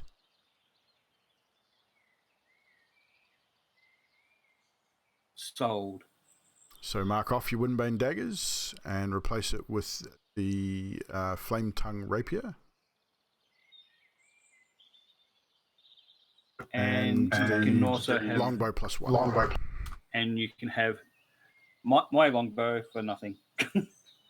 And she sort of, it's just a standard longbow, isn't it? Yeah. She sort of looks at it and goes, all right, you are there. And she sort of tosses it on to one of the tables next to it with all the rest of the inane stuff. And then but at this stage she notices the guild insignia on your shoulder, and she goes, oh, are you from the Black Lion? Are you the lions? Are you guys the lions of Helonde by any chance? Or what? You don't have this signal, young lady, but you do. Just very pleased to meet you. Well, it's a pleasure to have you in my forge, young wood elf. Would I interest you in something, maybe, perhaps? Armor, Actually, weapon. Thinking my elven friends and I probably will need to just relax later. Is there a place that sells maybe some elvish wine or like Ooh. really stuff like paint and ribbons and stuff like that? Ribbons, would you go to any general store? They'll sell ribbons and such. Probably you could visit a Fed. She's a jeweler here. She would have things like that. I mean, ribbons and jewelry, and she even sometimes has magical rings and amulets to sell if she's had travelers come through. As far as the inn, well, the inns are very manly around here. The Broken Thorn is probably the most upmarket inn. I mean, they've got plenty of ale and mead. I'm sure they could probably have wine as well if you asked for it. I don't drink myself, but I'm sure there's something there. What are you thinking, Ari? I think it sounds like a good idea. Should we go and see what we can find? Yeah, we'll go to the general store and first, I guess, and then. Yeah, so Afed is she's a jeweler, so it's basically jewelry and stuff like that. But there is general store. Well, I think probably in the general store, aren't we, if we want paint and ribbons? Yeah. Well, paint, nail polish, you know. Same. Same. What we will do with that, are you guys finished in Aneth's forge? Indeed. Yes. She gives you a gentle nod of the head and bows and says, thank you very much for your custom. May Helm keep thee and protect you in your journey. Thank you. And she goes about her business. Alishonish, make a wisdom saving throw for me. Ass. I want to see something here. Yeah, I know exactly what it is. No, you don't know what it is, but I just want to. I've got a feeling what it is. 14. 14. When you first walked into the shop and first saw Aneth's face, you didn't really feel anything. But after a while and talking back, after talking to her again, not as her daughter, but as another person, and seeing the emotion as she was, the emotion come up as she spoke about Abeth, you get a massive pang of guilt come over you. And it's enough to give you a bit of a headache. Like you know that, yes, you did not kill her intentionally. It was essentially self-defense, but you still feel guilty. You probably feel guilty more than anything by not just maybe letting someone know that you had found her body and taking her place and giving them false hope that she was still around. So that it's that guilt. It's sort of you end up with a bit of a migraine probably for the next hour or so. Awesome. And with that, ladies and gentlemen, we will end tonight's session there. Thank you so much, everyone, for hanging out with us again this evening. we will pick up next week right there, where with our heroes in the township of Beaufort. With everyone, I'm assuming you're going to either head to an inn or whatever, so we'll pick that up pretty much at that moment, with you guys leaving the forge and Zeke and rest sort of leaving the barracks, heading to wherever you're going to head. And I'm guessing we got our paint and stuff on the way. We'll probably do that at the beginning of the show. Oh, okay. We probably won't roleplay it because it's pretty straightforward. You know what you're looking for, but that's fine. But thank you so much for everyone tonight hanging out with us again. Chat, you guys rock. Just acknowledge some follows. Jaloops, again, thank you for the follow. Roasted Chickens, thank you for the follow. Love the name. The Lost Chapters, also thank you for the follow. The 2 resubs over the last couple of days, Mr. Pecker and Drax, you guys rock. Thank you so much for the resub. 17 months for Drax and 7 months for Mr. Pecker. We will be back again next Sunday for the next episode 34 of Paradigm Bold, the homebrew campaign, campaign 1.